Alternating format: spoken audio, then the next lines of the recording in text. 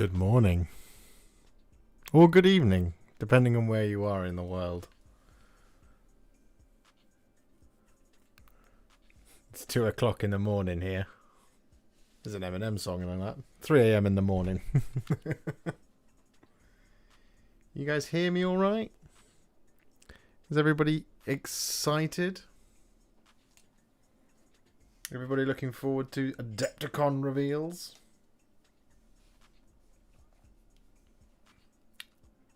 Let me know what time it is and where you are in the world.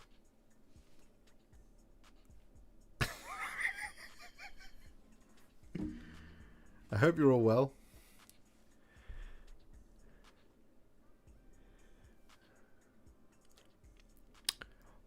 Can you believe it?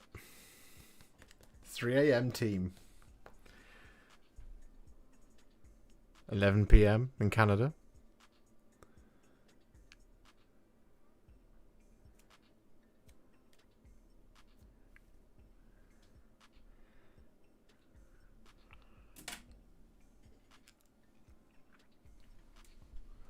Four p.m. Michael, I am jealous. It's been a long day here.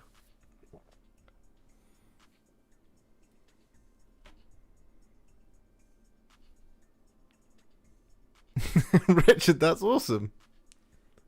I don't remember your rage, but I understand it. It's the black rage, you see. Yes, it's been a long, long day for me here because I've been painting this today. I've been painting Catacross, mortar of the Necropolis. And we have an hour before Adepticon stream kicks off. And I need to finish this. So there are two things left to do on this. Which is to both shade the base and dry brush it. Now I need to film that. But I will also do that with you. We'll also have a little chat. We'll figure out what we're excited for. We'll rumour monger. And we'll have a good time. And then when the reveals kick off, we'll get all we'll get all excited and terrified for what's about to come. If you enjoy this stream or you're enjoying this stream and you'd like to support me for free, please do hit the like button. Because it's a great way to support the channel for free. And it lets YouTube know that we're doing a good job. And I can see there's nearly 100 of you watching. So if we can get to 100 likes, that would be amazing. Because then more people will come in and we'll all be super pumped. I hope they tease the old world this year. I hope so too. I hope we see a model. Now, I don't think we're very far away from seeing a model because we've seen some 3D renders. And those of you who will recall when we saw the 3D renders of the World Eaters, we saw some Khorne Berserkers very shortly afterwards.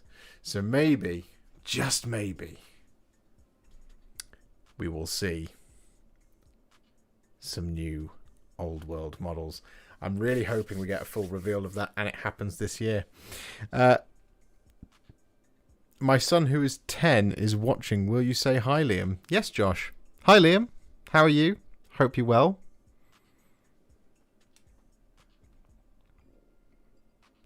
Hope you're being awesome. When is the announcement occurring? So it'll be happening in 55 minutes.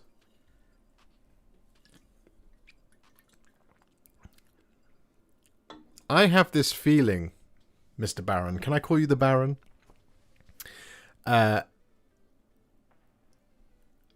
I have a feeling that the core box for Old World is going to be Bretonnians versus Tomb Kings, which would be hilarious. Which would be absolutely fantastic if that happens, because, you know, that was the thing that was a source of a lot of problems for a lot of people. And then to drop a core box with both those factions in, just be an absolute smooth maneuver. The fallen shall rise again, the lion returns. I don't know how to pronounce your name, sir.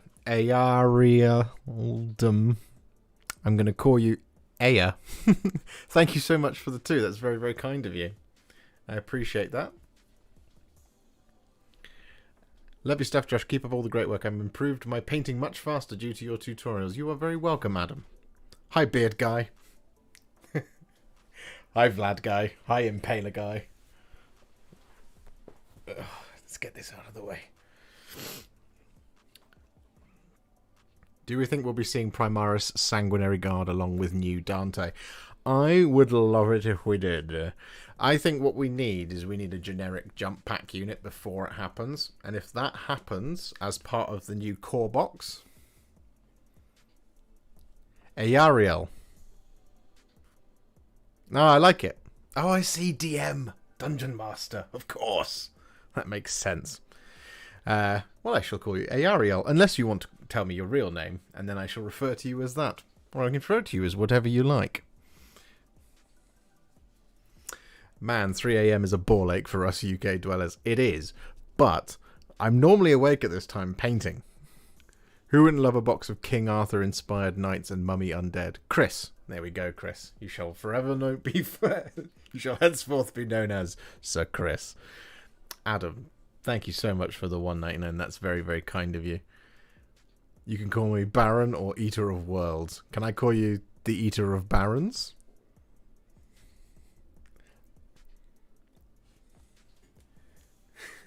The Baron of Worlds? The Eater... Who wouldn't love a box of King Arthur-inspired knights and mummy undead? I absolutely would love to see that. And then I would love all the people who say that they don't like it because they miss their Bretonians and Tomb Kings to be like, oh no. No, I can't be angry anymore. It'll be fantastic. But yes, just to finish my thought about Sanguinary Guard, it's late. Normally, I'm very concentrated, laser focused on painting. So I think we will see Sanguinary Guard, and I think when we see Sanguinary Guard, they will make the Dante model that was shared by Warcom look even better. Because at the moment, I think it's a stunning miniature, and I think it's fantastic. But it's going to look really silly when you put it next to current Sanguinary Guard. So I'm really looking forward to see when we get a Primaris version of it.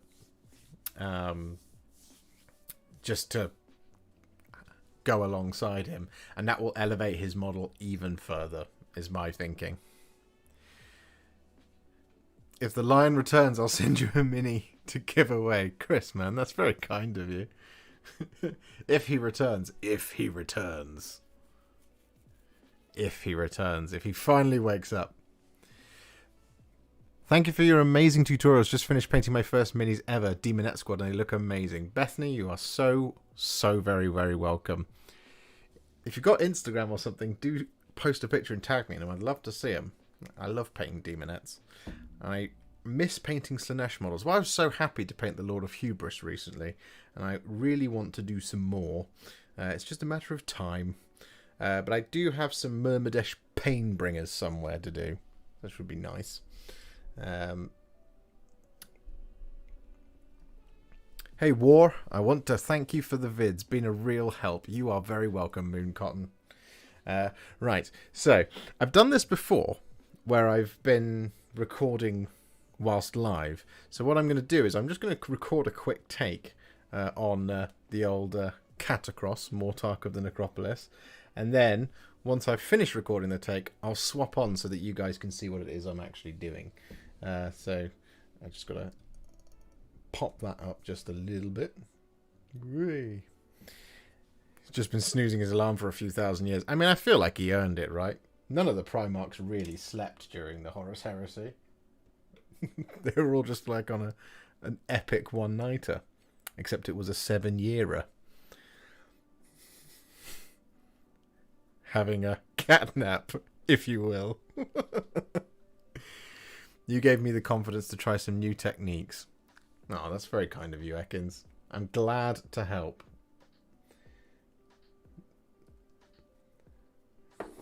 I just want everybody to enjoy painting miniatures, for them to come out the way that they imagine them. That's the main thing. It's the objective. It's always what we need to do. Right. Bear with me 1 second, ladies and gentlemen. So with that astro granite debris all applied and dry, what we're going to do now is we're going to shade it down. This is going to be the same color that we use for all of the fallen soil, the loose soil.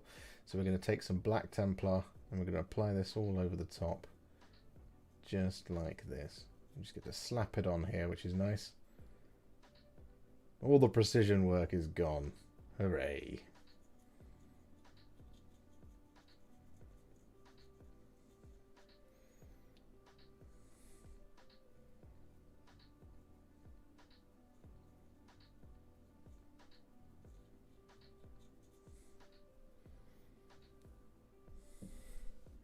There we go. Simple as that.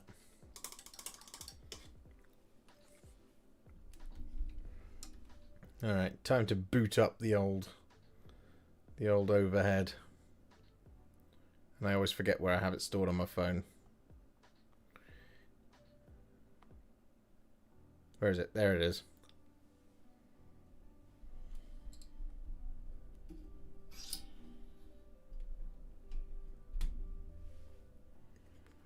Would you still paint 40k Raven Guard with a blue pre-shade or just go for Black Legion?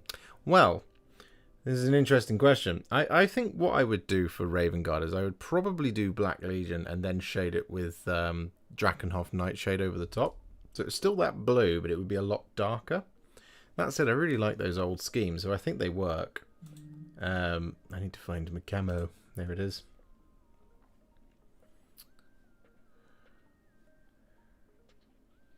Remind me later. Alright, so now we're going to go to this. We're just going to minimize that. So now you guys can see Catacross in all of his glory. There he is. Huzzah. Imagine this Primarch reveal was all a lie and it was Jagatai Khan bursting out of the webway on a Primarch-sized horse that spits lightning. Yeah, no, that would be amazing. I would be so happy. They're like, hey, it's a lion that's coming. And then it's just like, nope. It's the Lion of Chagoris. That's not what he was called. It is now.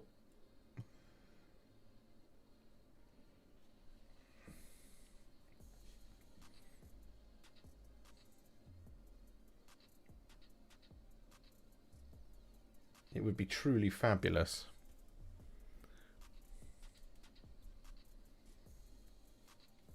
So I'm hoping after... And yeah, oh, sorry, I should just say, yes, easy peasy lemon squeezy. It is, in fact, 2 a.m. in the morning here. And the preview will be going live at 3 a.m. for me. So you've got me sans Twitch for an hour before we pull up the old Twitch stream. And I figure what we'll do is, like, you know, so that we're not stealing all of Games Workshop's content, is we'll look at the videos as they come out, but and we'll look at the models, but we'll probably just mute them whilst they're talking. So if you want to be able to hear what they've got to say about things, make sure you have the Twitch stream open as well, and do give those guys some support.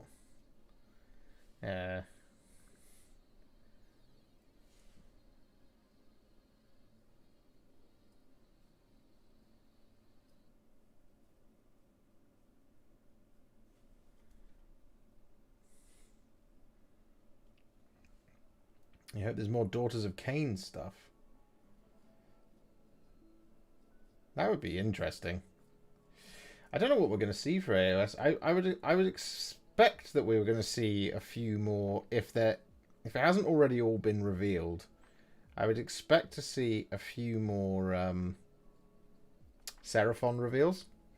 Maybe we would see we might see some what are they called? Cities of Sigmar. That would be nice.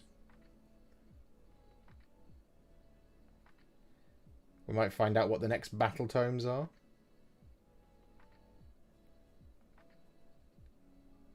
Who the next couple of factions are going to be.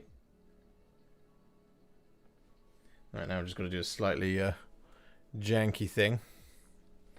Need more Nighthaunt models that aren't Hex Wraiths. Yes, no, I would agree with that.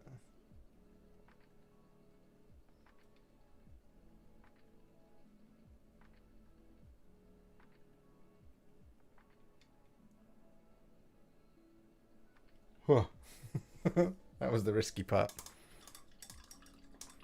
Alariel in contrast. Do you know, I was hoping to get Alariel and Croak done this week, but time has gotten away from me.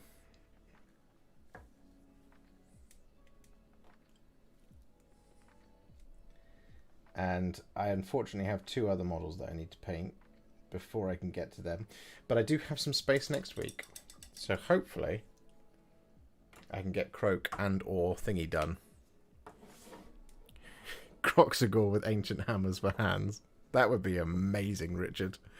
I've had Sanguinius for 2 years now, and I've been too scared to paint him. That's understandable. But after seeing your tutorial, I'm totally going to follow your example. Thanks heaps. Will you be doing the new Dante model? Matt, I absolutely will be doing the new Dante model, for I am the biggest Blood Angels fan on YouTube.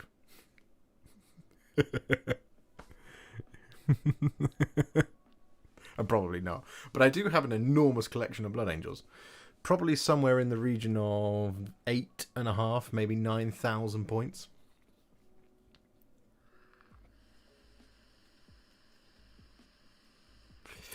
A separate plastic set of Rivendell Warriors is all I ask. Oh, that would be lovely.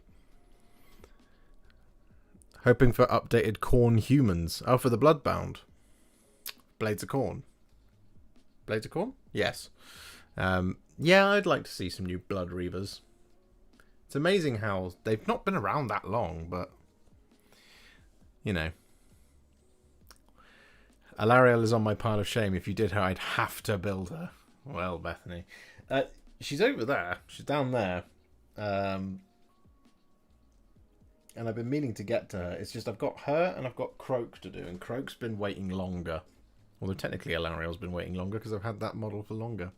I remember your very first video was Mephiston. Yes. Yes. That video, man. Mephiston. That was a long time ago. 3 years ago. Contrast plus Steel Legion. I do actually have some of the old metallic, the old metal Steel Legion models. And I keep meaning to... There's a video I want to do, which is like... Just like the joy of painting metal models. So like, I've got this Necron, for example, that Chewie very kindly gave me. That's one of the very original Necrons. He bought that for me for my birthday. It was a very, very touching moment. Oh god, I dropped the base.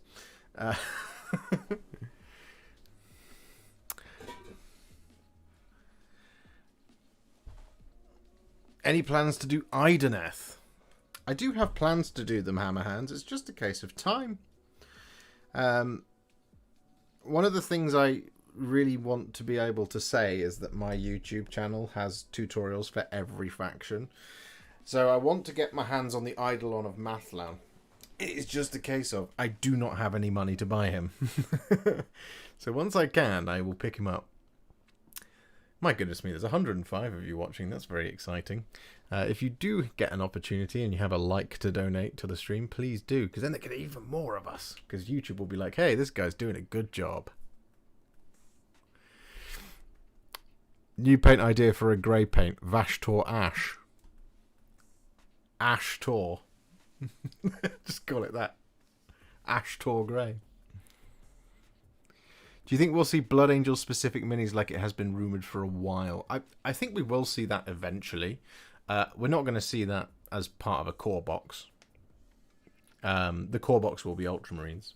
Like Indomitus or Dark Imperium before it. It'll be the generic ones. How about the new Commander Farsight? I really like the new model, and I will do him. I promise. I've already done him once before. I might as well do him again. Ever done Archaon the Everchosen? Ekin's on track, my friend. My friend.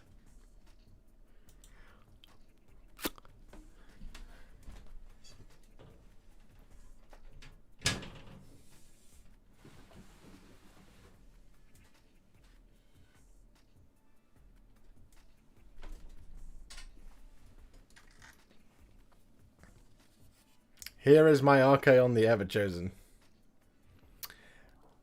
I'm going to enter him to Golden Demon at Warhammer Fest. I decided the other day. I'm going to take him, and I'm going to... I'll bring you closer for you. There you go. Oh, there you go. I'm going to enter him for Golden Demon, and I'm going to hope to win a prize? A badge for it. Because if a badge can... I mean, I'd love a bronze or a silver or a gold or even the Slayer Sword, but I don't think I'll win that. But for Contrast Plus, to win something at Golden Demon, that would be amazing.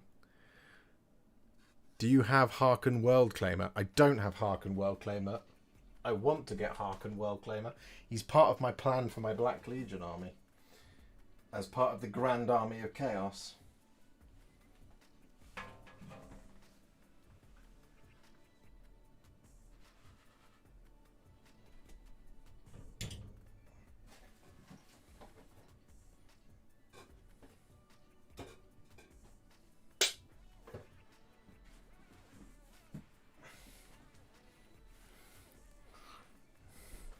Will you stick a Slanesh head on it?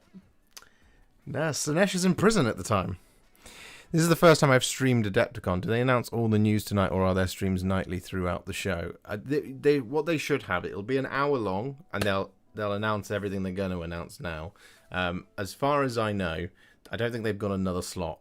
Although Adepticon does go on for the rest of the week. So you should just get everything tonight that they're going to announce. Why did they stop making the Blood Angels specific squad? It sold out quick. Was that the Blood Angels Intercessors? Was it that one? When you built your Zarek the Silent King model, was it a tough build? I'm building mine and it is kicking my butt. Yes, it was a tough build. It was hardcore. Particularly gluing in the dudes on the side. That was tough. So I don't envy you doing that again. It was hard to do. When does it start? It starts in 37 minutes. And I have an idea for you, man. Paint a whole army of Oldhammer for the 40th anniversary, or at least one model. Try and use contrast to recapture early edition styles. Yeah, I should do that. I should do that. You should do Blood Angel How to Paint Terminators. Rat, I already have. You can find it on the channel. I did the Terminator Ancient, I believe. Blood Angels Terminator Ancient. I've definitely got a video for it.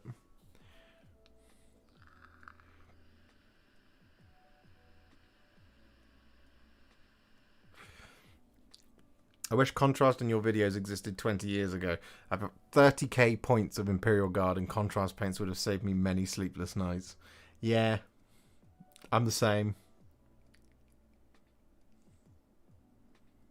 I'm the same. Flesh Eater Courts. Oh, I'd love to see a huge redo of the Flesh Eater Courts. That would be lovely to see. They are the death faction that I want to put together. It's the death army I want to do. It's them or Soulblight Gravelords. With Soulblight Gravelords, I either want to run pure vampires or one vampire and a lot of minions, and I can't decide which one to do. What site is the live stream on? It is on Twitch.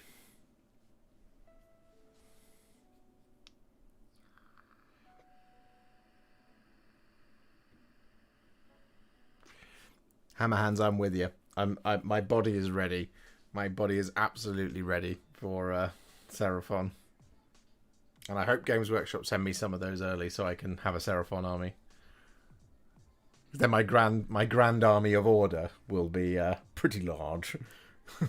10,000 points of Stormcast. 4,000 points of Sylvaneth. And then I would like 2,000 of Seraphon.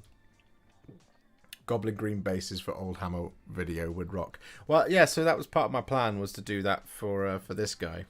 For this Necron. Here he is. I was going to do him for the 40th anniversary. Because I'm 32. And I've been doing this for 26 years. This, not this specific one. I can't find my specific one. But this model right here was the model that started it all. This Necron. So I'm going to paint him up in that classic with the blue shoulder pads and everything.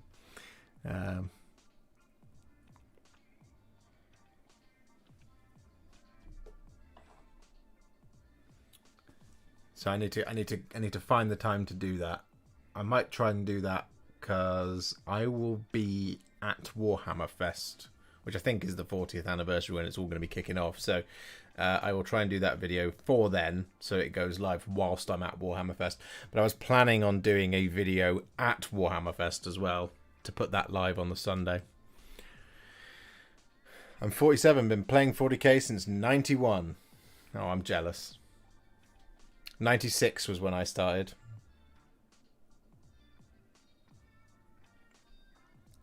Classic bright crimson fists for the 40th.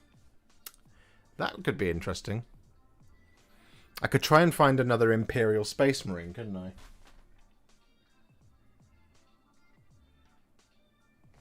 That would be fun.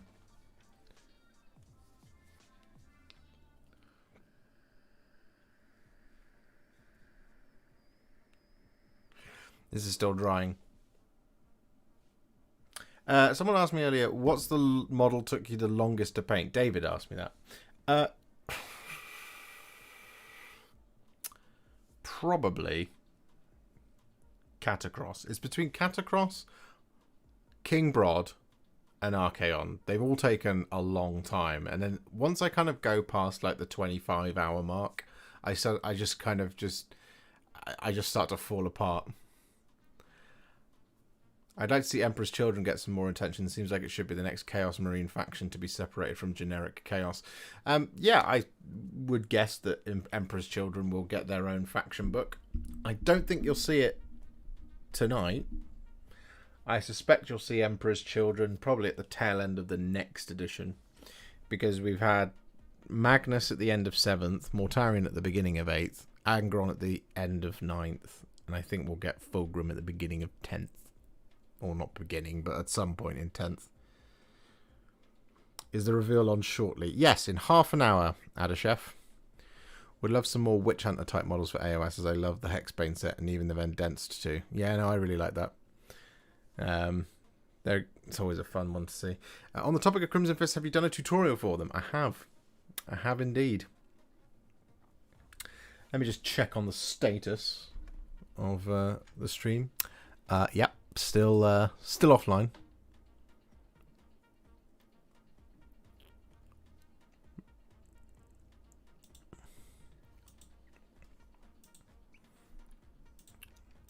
Let me just check that that's what they're saying. Yep, 30 minutes and 30 seconds to go before things kick off.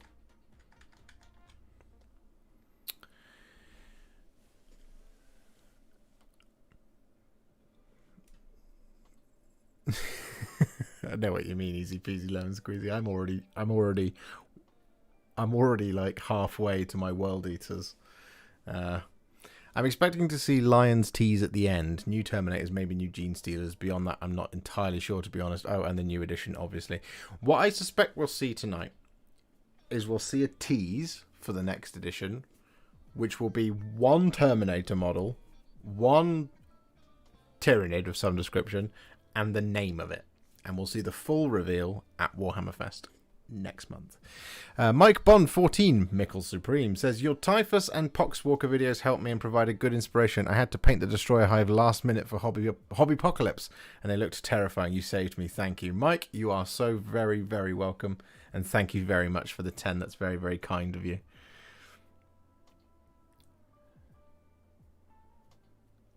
That is very, very kind of you. Thank you so much. Thank you for your support.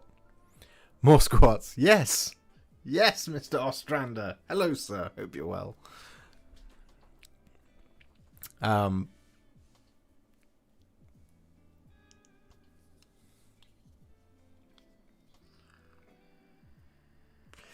think we will see some more Votan. Their range is somewhat limited at the moment. I think you'll see that with their next book. Whether or not that book is going to come out early in 10th or later in 10th, I don't know. I would expect it to be kind of around mid 10th, probably about a year from when the last ones came out. I'm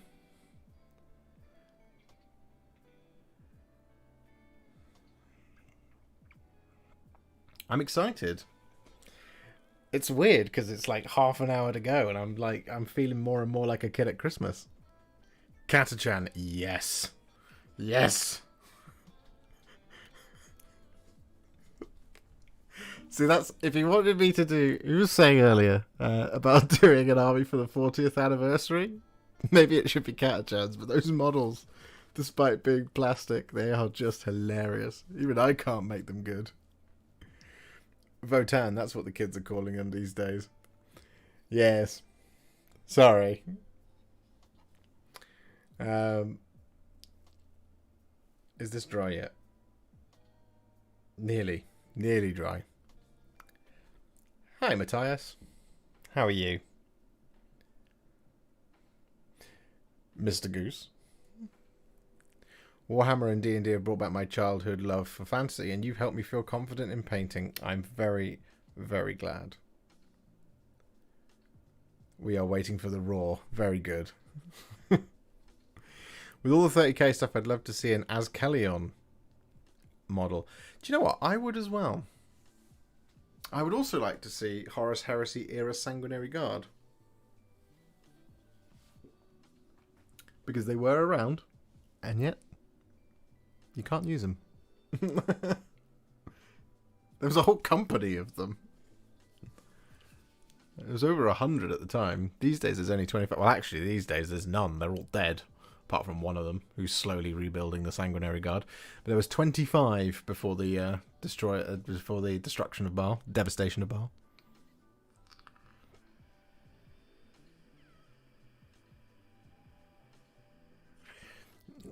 Yet. Can't use them yet. Maybe Plastic Solar Auxilia for Horus Heresy. That would be real nice. Yeah, that would be cool. I would like to see some plastic Assault Marines for Horus Heresy. That would be good. Because I really like the old turbine jump packs. The ones that they had. The ones that the Raptors have now.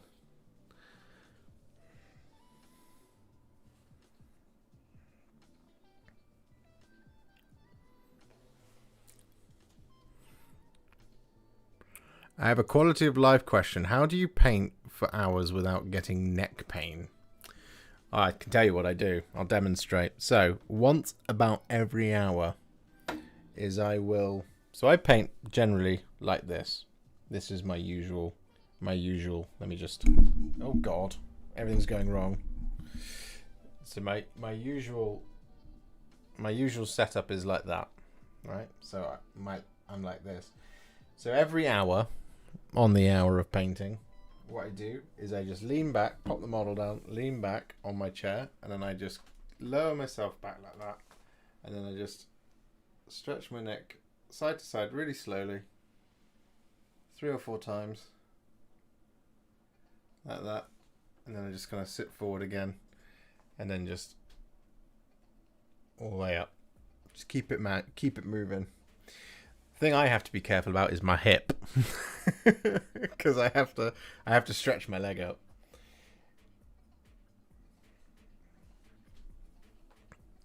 Because my hip is bad.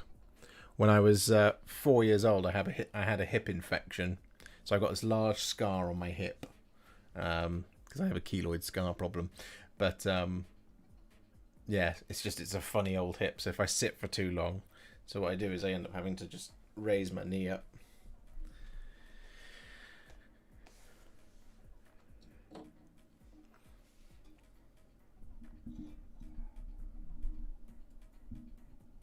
How long did it take you to get the proper control needed for edge highlighting or highlighting in general? I can't seem to get that control needed for it, and it turns into a right mess. It took me a little while. I didn't really attempt it for the first sort of 10-15 years of my life, and then I thought I'd have a go. And what I did is I think most people do when they try highlighting is they're trying to draw lines on the edges. So you're kind of like, you know, if I swap back to this camera here. So I think, for example, if you look here at this blade, so what I think a lot of people try and do is draw the line like this, and you see, I just absolutely boned that. If I had paint on, that would go all over the place. So really what you need to practice is like depth perception, because the trick to it is always going past and knowing your angles, right? And so one of the things that's good for that, in terms of practicing your depth perception, is to basically get something like a... I don't have a roll of sellotape near me, which is really frustrating. But to get sort of something like a roll of sellotape, or some sort of like receptacle that's kind of like about that sort of size.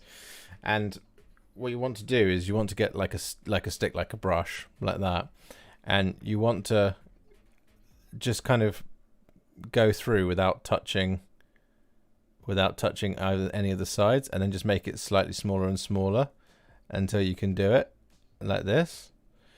And what you don't want to do is touch the base of the floor of the desk. So that's why having like a little like an X roll of sellotape or something, just something to put there like that. You want to kind of be able to go all the way through without touching the thing. And then once you get to that state where you're able to get it from further and further away, because you become more inaccurate the longer the stick you're going for, right? What you then want to do is practice getting those edges. Let me see if I've got something that I can maybe... Yeah, that'll do. So you see that there. So practicing your depth perception with the blunt end of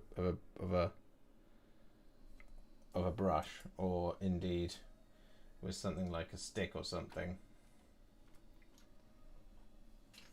I've got a little green thing here. So there we go. So being able to thread that for accuracy. So I'm looking at it on my screen rather than looking at it, and I'm trying not to touch the edges. So you see I just poked that there. So what I would do is lie that flat on the ground and then start, and I don't want to hit the ground. What I want to do is I want to get in like that and move it around like this. Most of it's like brush controls. Like another really good example of getting better at edge highlighting and applying stuff is to draw a figure of 8 over and over and over again on a piece of paper. This is what teaches you that brush control, to get it past and then add the edge highlight. That's a really good technique for practicing brush control and hand steadiness and depth perception and this, that, and the other, and accuracy.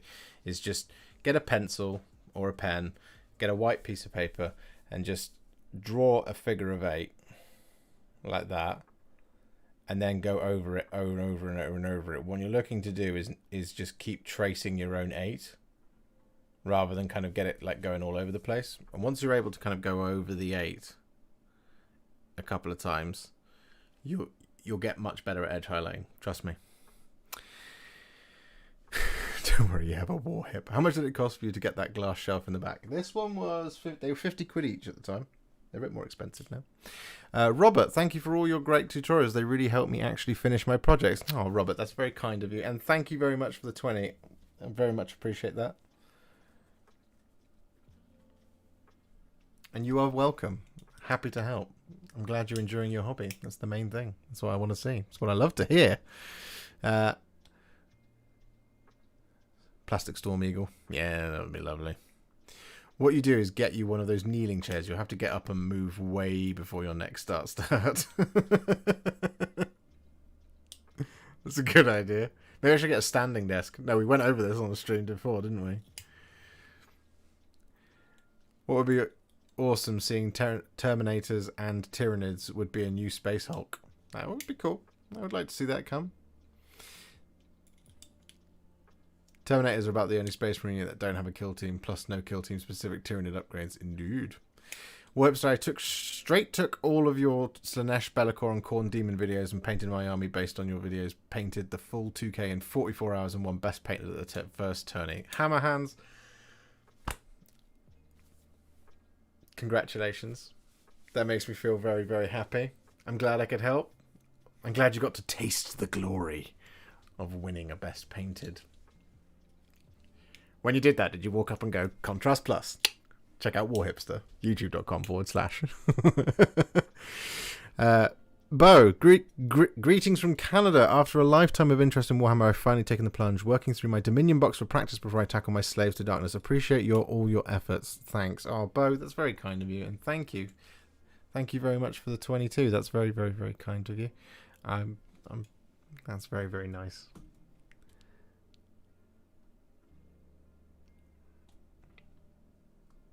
It's very generous of you as well. Thank you.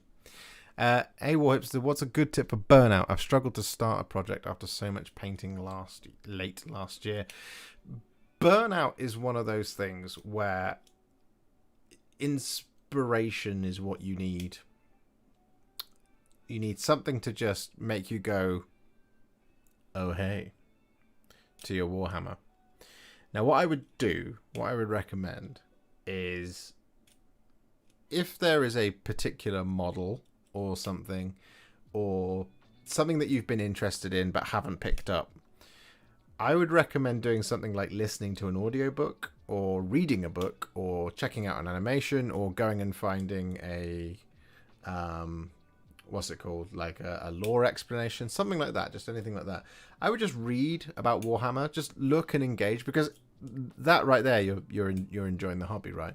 And I reckon I always do this to kind of get myself G'd up for projects and things. So like Be'lakor, for example, character I was always interested in because of his long history in the old world and all that good stuff.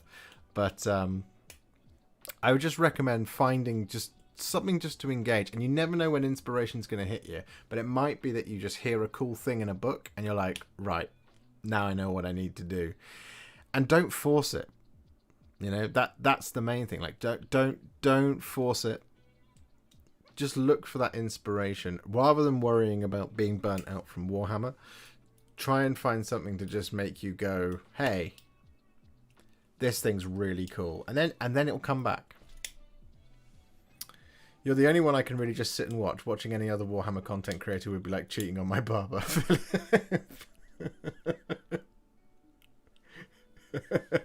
Are you cheating on me, your favorite streamer?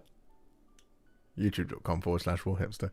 Hey, we've got 69 likes. You guys are kick-ass. Nice. I'll have to do that if I ever win Best Painted at an event, although I'm still waiting on that Warhipster objective mats for sale. Do you know what? I had a look at this. The other day. I was looking at objective mats, dice trays, and dice. And what I think I'm going to do is I'm going to get some pre-renders made from a company, and then I'm going to package all three up, and then I'm going to sell it based on demand. So I'll put a thing out that says, look, if you're interested in this, you can order it. You can order it, and I will put the order in and then post it to you personally as a big thank you. Here's your gaming kit. What I would love to do is get some paintbrushes, but I don't know anyone special enough to do that. I always get inspired to start new armies rather than paint my backlog, and it grows. And well, I'm the same, Scarlet. That's why I have a Grand Army of Chaos now. Who's the meanest, baddest goblin in all of Warhammer Fantasy? Skarsnik or Grom? I need to pick my next TW game. Skarsnik. Or Grom. I don't know. I've been working on a Custodes army since 2021 and now only 3 models away from completion. That's awesome, Mr. W. I have a Custodes army I've been working on. I've done nothing on it for about 8 months, so I need to do some more. I've got the Dreadnoughts all built and primed. That was going to be something that I would do when I had a downtime. I have a collection of Tzeentch demons in my closet I have for whenever I suffer painting burnout. They're so different from painting Imperial Guard infantry, tanks, or Space Marines. Yeah, I mean, that's the other thing. Magnetic dice trays with loaded dice. I mean, we can do that if that's what you want. That's what the people are asking for. Just, you know, don't blame me when you get red carded out of a tournament. Get Artis Opus to make a Warhipster special edition box. Well, that would be very nice of them to do. Everybody message Byron and say, hey, sponsor Warhipster. He needs Warhipster brushes. What I would like to do is get some sort of affiliation with a brush company to work together to get a really good contrast brush that's like 2 or 3 of them, so a really small one, medium, and a large one, that have a sort of a nice belly and a decent kind of circular top, so that you can get those really nice big broad brush strokes on large models. Because like a flat brush like this, it doesn't hold enough in the belly, so it becomes all scratchy. Whereas a model like this, because it's got a really nice point on it, it's a good brush, but what you need to do is when you're applying things, you see where it goes out, like sort of like that. That's the optimum point. Contrast specific brush set would be nice. Tyrant Skull is out again. Yes. So I need to do a quick take.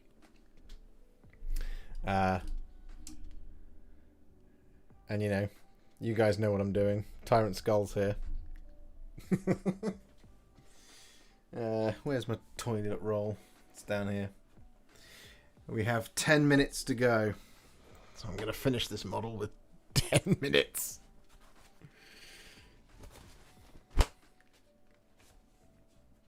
There's 155 people watching. That was, I think, the biggest, most successful stream we've ever had. Maybe I should stream at 2 o'clock in the morning more often.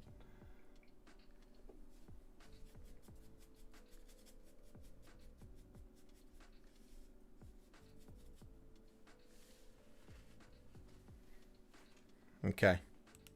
Give me a second, guys, because I'm going to film something.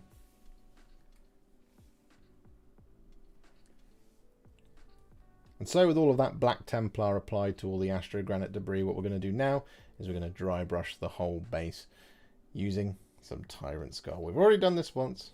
We're just going to do this again over the top of all of that negative space. And if you need to add a little bit more to the main base, you can at this point. But this is our final coat. And of course, beyond this, you can add some tufts if you wish. You can paint the rim of your base to match the rest of your army.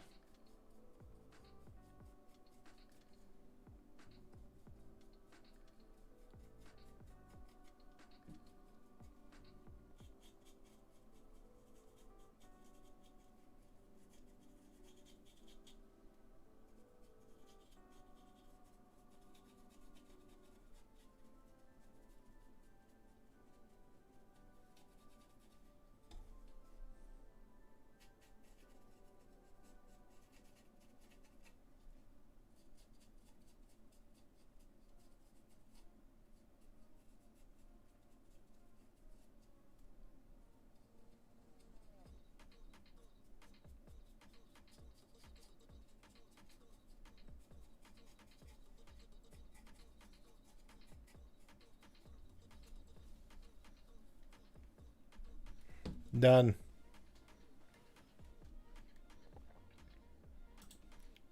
Oh, good lord.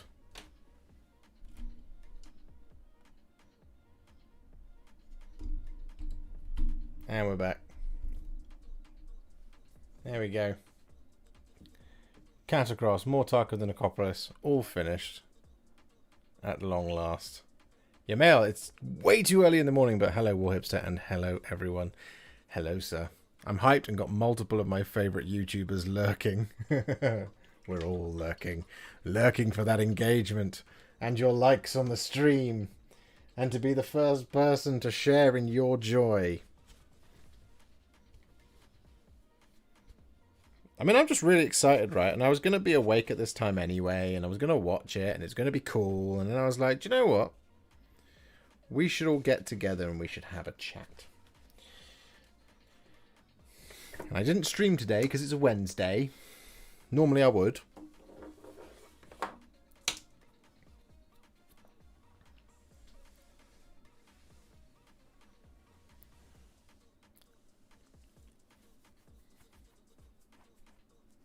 Sure, I would stream at this time all the time if I could. But this is my prime filming time. So this is when I kind of film guys like him.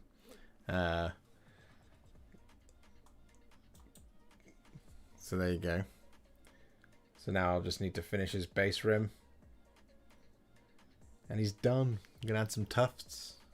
As I already mentioned, you already heard me do it.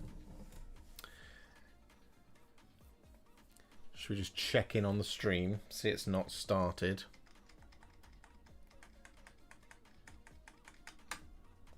It is not. Let's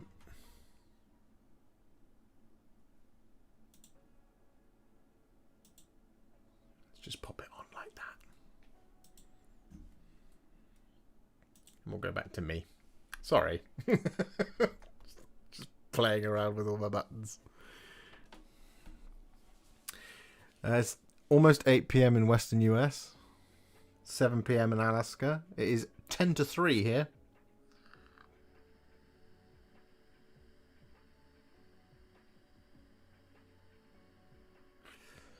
See, what I might do is I might go and get a little cheeky Coca-Cola Zero.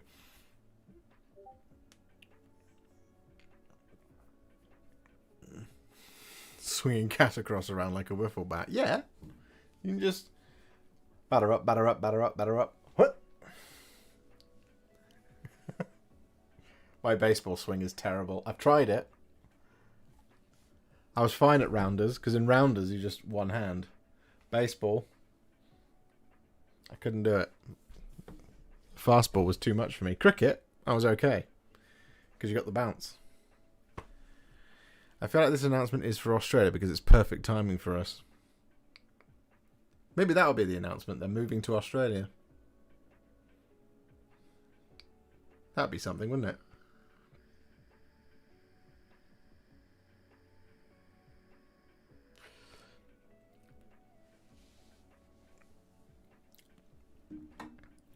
Yes. Might pick up a cheeky Coca-Cola Zero. Maybe some sugar.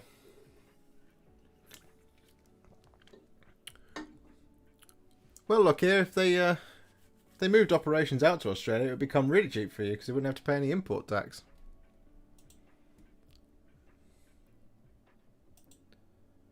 Oh, God. Go away.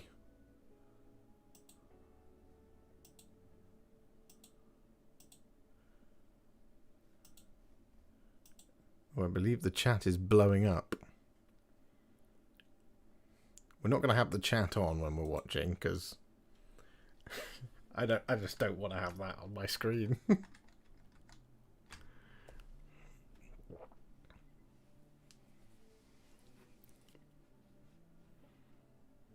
I'd love to go to Australia. It's one of the places I haven't been in the world.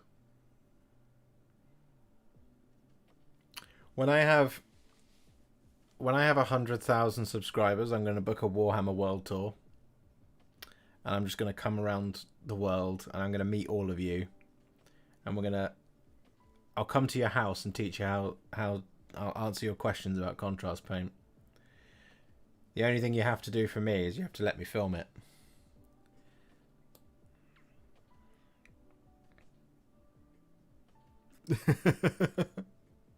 Bobster's Lobsters. No, not you.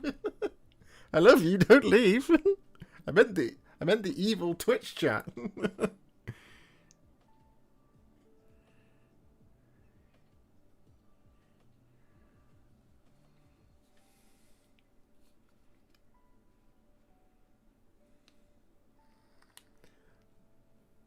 Genuinely, I looked at this the other day.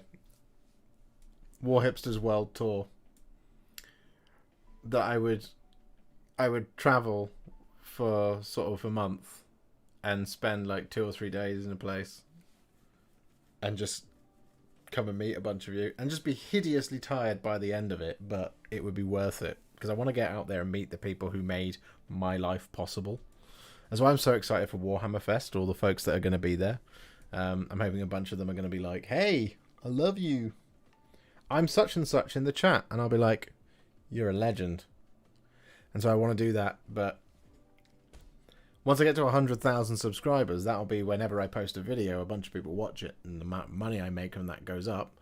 And then because I make more money from that, it means I can afford to do that stuff. Have you ever done a video on Pro Acryl transparent paint? I have not. I would like to get it. And I would like to get the dipping inks. And I'd like to get the instant colours. But it's all a question of money.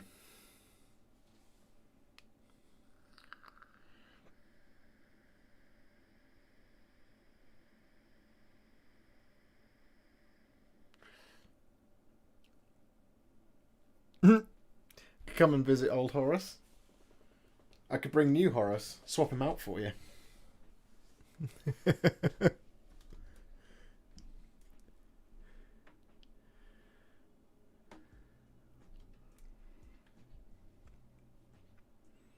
I just, you know what, I see like mainline YouTubers do awesome stuff all the time. I'd love to be able to just be like, hey man, you want to come to Warhammer Fest this year? I got you. I should have the money. If I went with all of my altruistic tendencies, Warhipster would be bankrupt in about a day.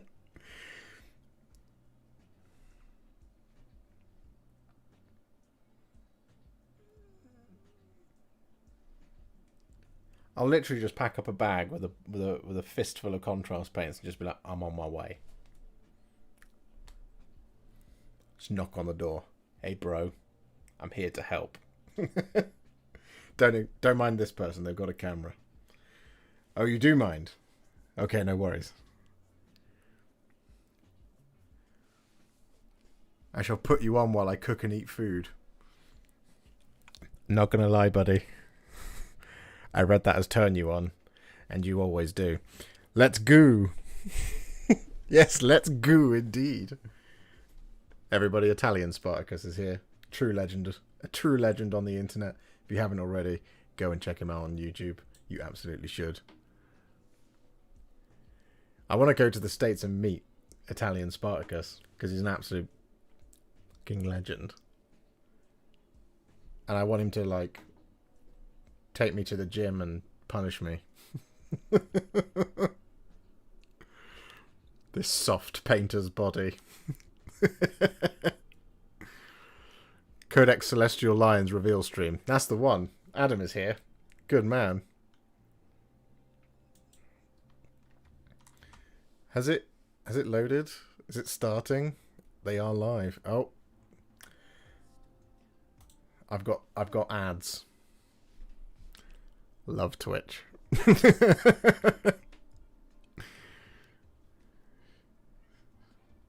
So I need to now do this thing where I have the music and mute it whenever it's important. I can stop gazing at myself on the stream, actually. We can have the chat just there. No, we can't. You should cross the Rubicon when I'm done with you. Primaris hipster. It's when we get a full rebrand. Just the logo just gets 2 times bigger. Here we go. Oh, hang on.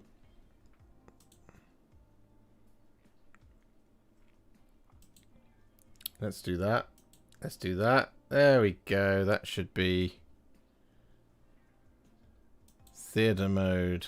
That's the one. That's what we wanted.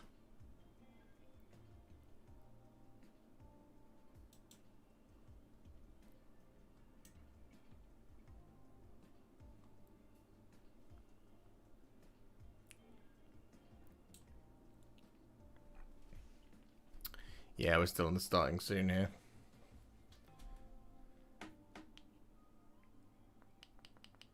Chaos Dwarfs. Hash it, hash it, hash it. That would be nice.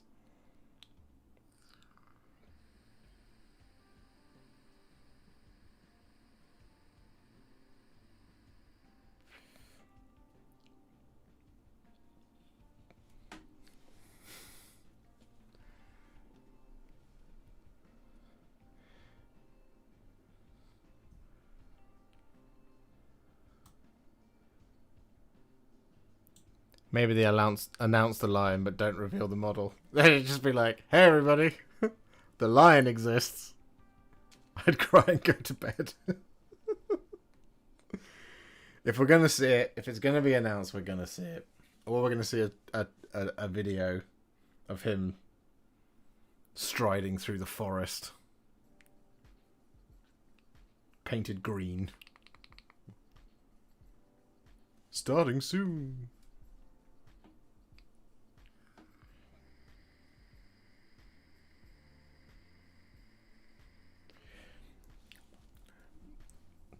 I mean, it would really break him if they were like, hey, it's Corswain.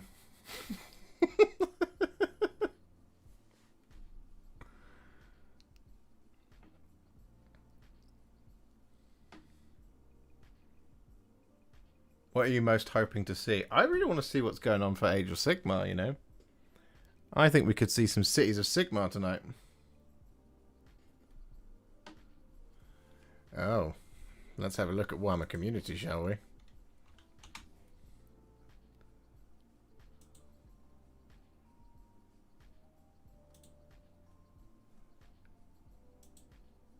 Seismic reveals.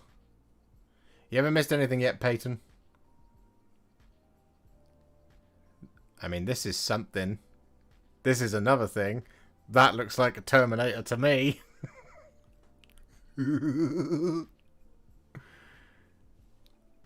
That looks like a Seraphon to me. That's something chaosy. Has to be. That might be him.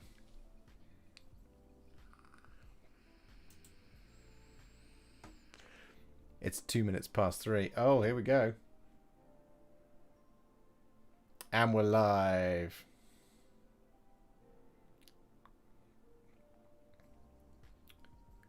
Do you guys want to hear what they're saying? We can do that.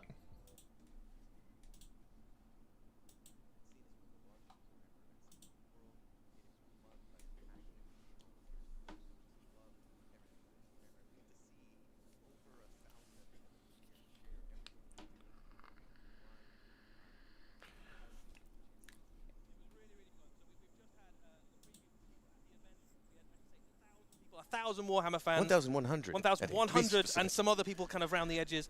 Really, really cool. Some awesome stuff we get to show off, and we get to show you guys who are watching along on the stream all that stuff in just a few minutes. I can see there's about 30,000 of you currently tuned in to watch us. Which Given is the fact that it's like 3 a.m. in some My of our voice is much core more demographic beautiful. here of That's this, very for kind. this show. Absolutely, yeah. So do let us know where you're tuning in from, guys.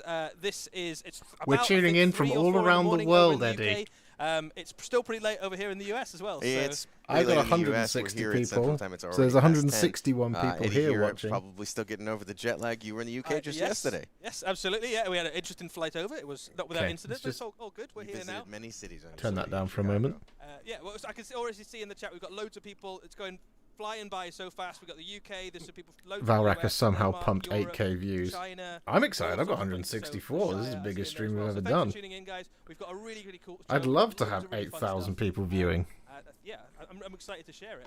If you guys have got any theories or any things you I particularly mean, that graphic that they've let us got know going on in the chat. back Some of them there might be behind true. Eddie and Mike very clearly indicates what we've got.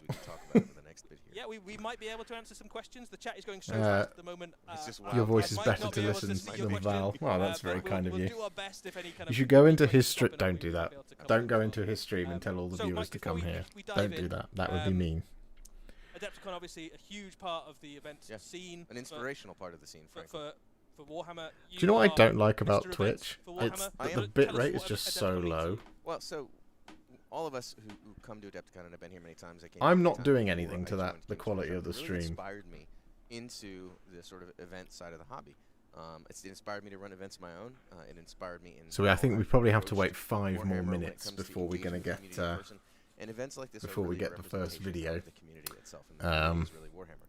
Without the community, Warhammer is I wonder if nothing, they're and just going to without kick straight Warhammer, off we with wouldn't be lucky enough 40k. to have this community, Probably and it's will. really writ large here at an event like Adepticon. If you've never had a chance to go, I recommend it. It doesn't matter where you are. There are people who come from all over the world to attend.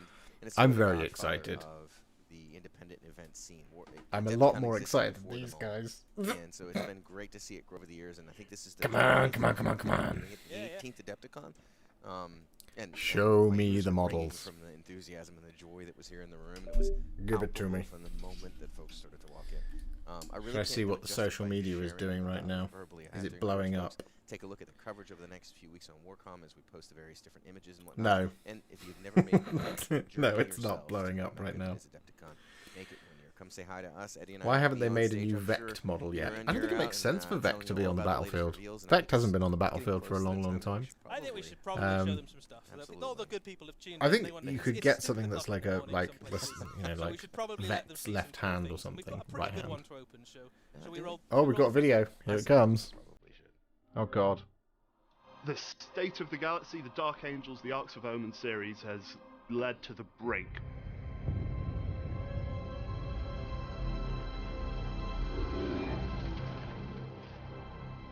Abaddon has sent out the Arks of Omen, Vashtor the Archifane is now at large, and Angron is on a rampage, and there's perhaps one character in the entire galaxy who could stand against Angron.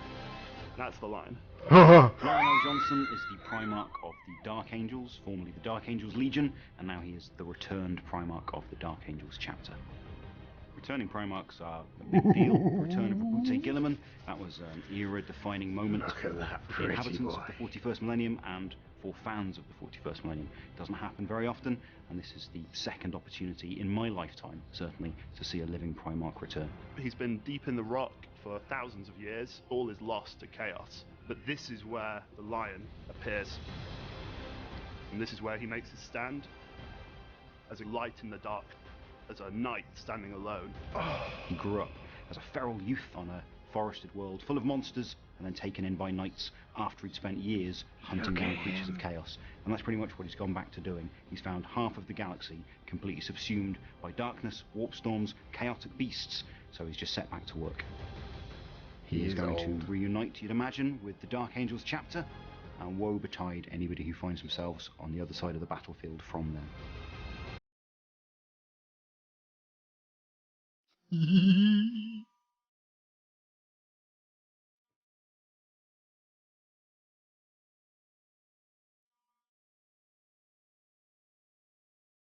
I love that he's old.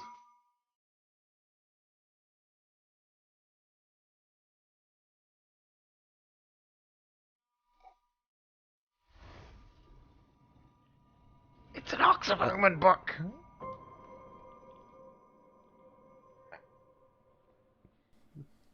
So, the Lion has returned. A brand new Primarch has returned to Warhammer 40,000 to the 41st millennium. Some of you predicted it. Some of saw it coming. Just some a of you, few. just a few, you know. And is he brand new or is he brand old? I can't tell. He's been around. so for he is pretty a bit. old. So we saw some of the people in the chat there commenting that he looks quite old. He is 10,000 years old. So He is, Wow. He has been Let's- comfortably Come in on, stasis show me the for model. years. Show me the model Yeah, now. probably on like a stone slab as well. So Yeah, it doesn't sound that'll very do something to comfortable, your- actually. to your I don't back. want to talk about that, Eddie, at this point in my life. Fair enough. Well, That so is- let's have a look at the miniature then. Here we so go. We've got Absolutely. some shots of it. Oh my absolutely goodness me, phenomenal look at miniature. that. Early contender, I think, for miniature of the year.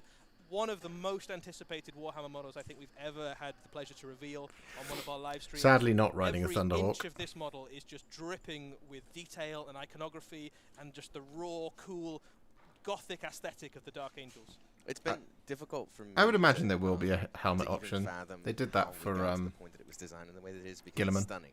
And then nothing that I could have expected was actually fulfilled with it, because it was so much better than what I was imagining. And It's I gotta gorgeous. tell you, it was one of the better kept secrets of the studio. I could not see it myself for He looks until I think massive. a couple days ago. So it's been amazing to see the community get excited and make all the wild calls and whatnot. I And of just course, love there how was many like the kind of video the references Lion there are earlier to like a today. heresy era Could have been him. about anything. Who knows? So Like, that's loads of quite an really antique lovely looking details armor. to talk about on this miniature. So we'll go through some of the highlights. So he's got a sword. He's got a brand new sword. So He does seem to have one.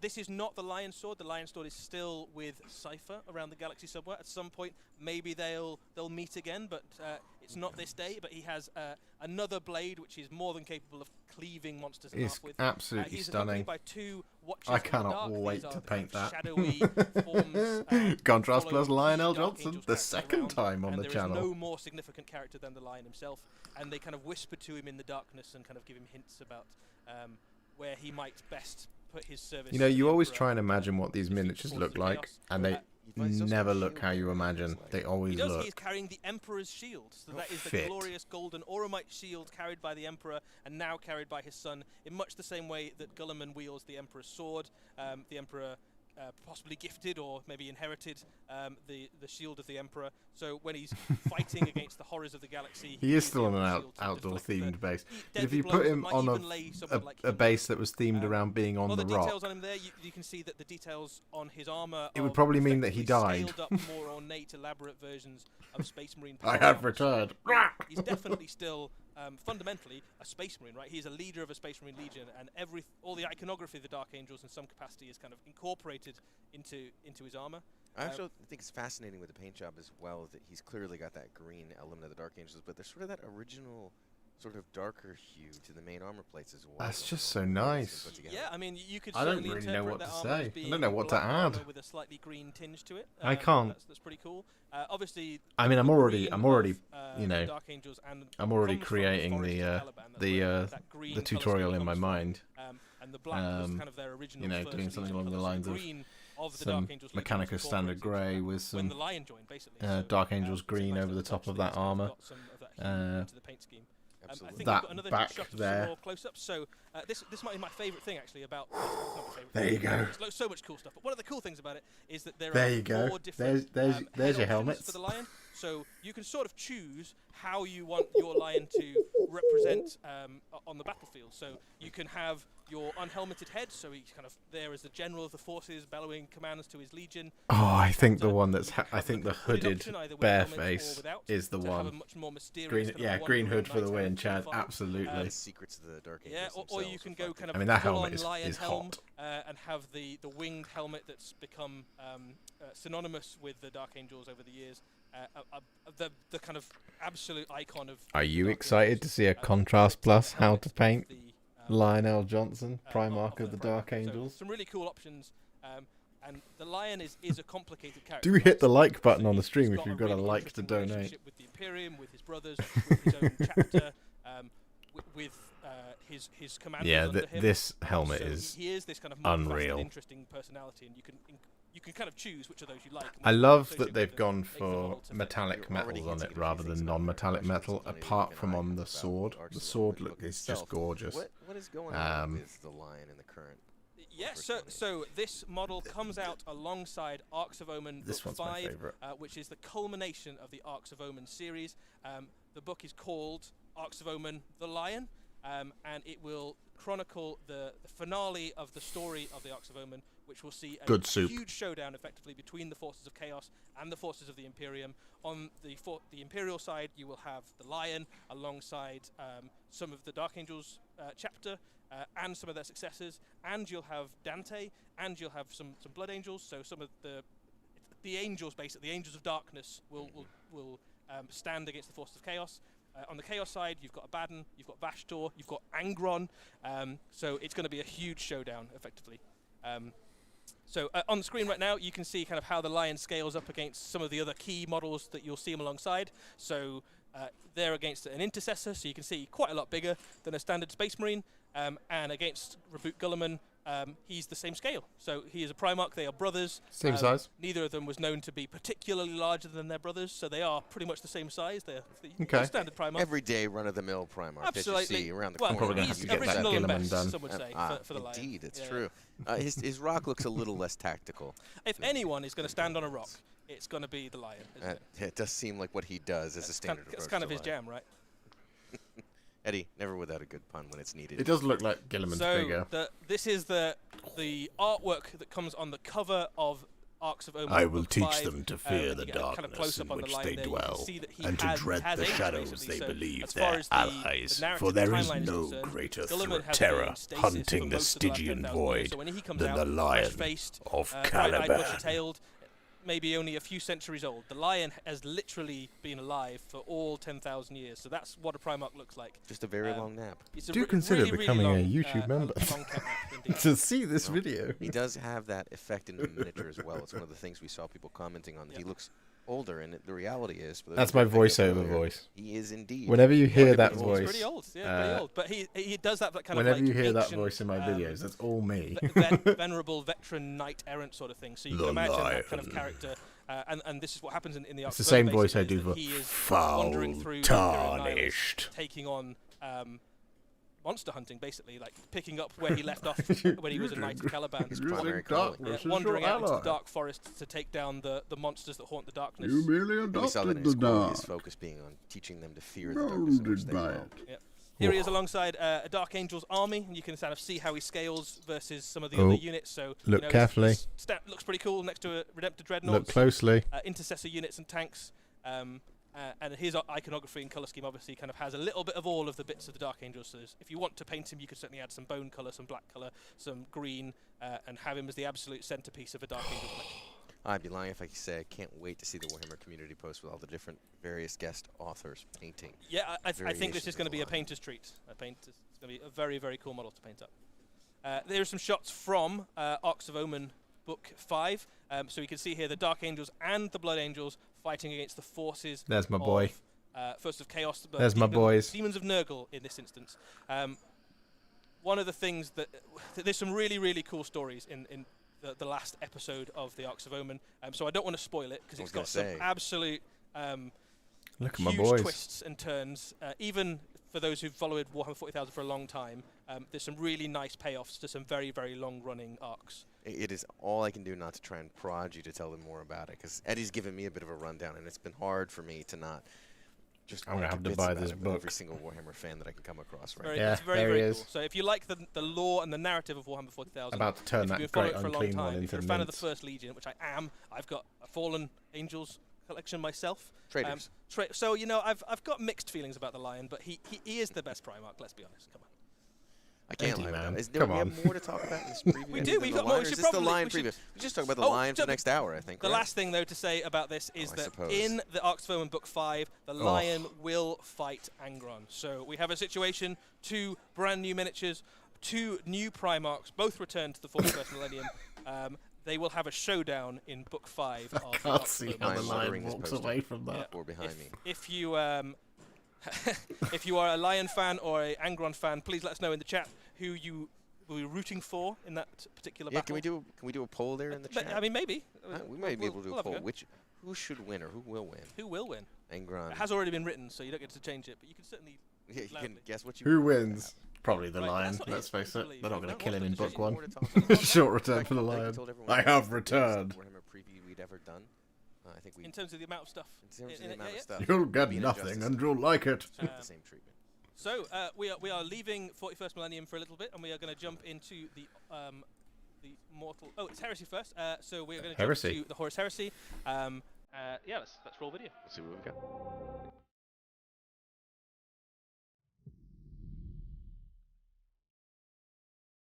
I'm Andy Hall. I work on the Horus Heresy team in the Warhammer studio.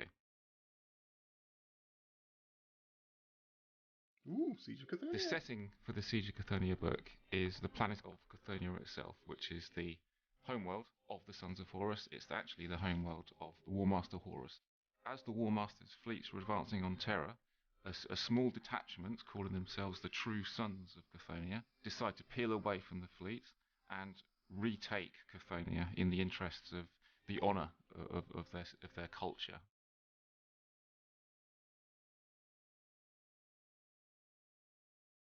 So the book opens up with a really big, extensive narrative of the actual Cathonia campaign itself. Then we go into a section that sums up what all of the big factions within the Horus Heresy are doing at this point in the war. We also have some new core scenarios for the game. So if you wish to play through the events described in the narrative, you've got some special scenarios that are themed around the Siege of Cathonia. We gave people a basic way of doing Zone Mortalis games in White Dwarf when the new edition came out, and this takes that and expands it into a full system. So full Zone Mortalis scenarios and system in this book. It's also got a really interesting section on Space Marine Inductii. We've got a new type of console, which is called a Decorian. We have the Infernus Abomination. Shall I try and get... And then last thing in the book, there's a number of special characters and special models that you can take. There's the 2 main leaders, the 2 main special characters. The Lion versus Garrus, Angron for Golden Demon. Evander for the Imperial Fists, and Baron Asher-Haddon for the Sons of Horus. We've got models coming out for those, rules for them in here. Did I just say Abaddon? This is the first of the campaigns of the Age of Darkness series, and we intend to keep going with these. One really important thing to say about this book is it's designed to appeal to all Horus Heresy players. It's also telling a really important part of the overall story, and it's also giving people rules and scenarios and all the rest of it that will appeal to everybody. Well, when did the Siege of Cathonia happen? So that is a brand new narrative expansion book for the Horus Heresy. Black books are back. Yeah, so one of the things that was a huge hit with the first edition of the Horus Heresy were the black books. That was basically the main way that you engaged with the game, and they had loads of really rich lore and There are currently background and maps and all sorts of really cool 34,976 stuff. people watching on Twitch. It's been a year Shall I since go we've in the had, chat? It's been one of the biggest questions we Hey, see on a chat. regular basis is when are the big Why don't you black come over to campaign books YouTube coming and back support your for friendly Horus neighbourhood Heresy? Warhipster? Yeah, so this book is the first of Hang that on, ilk, and pulls it's the line absolutely into the jam-packed wall. with stuff. We heard from Andy Hoare there. A few He's of the gonna be details loyal, about what's gonna guys. be in it, so there will be brand new miniatures, obviously accompanying the new campaign book.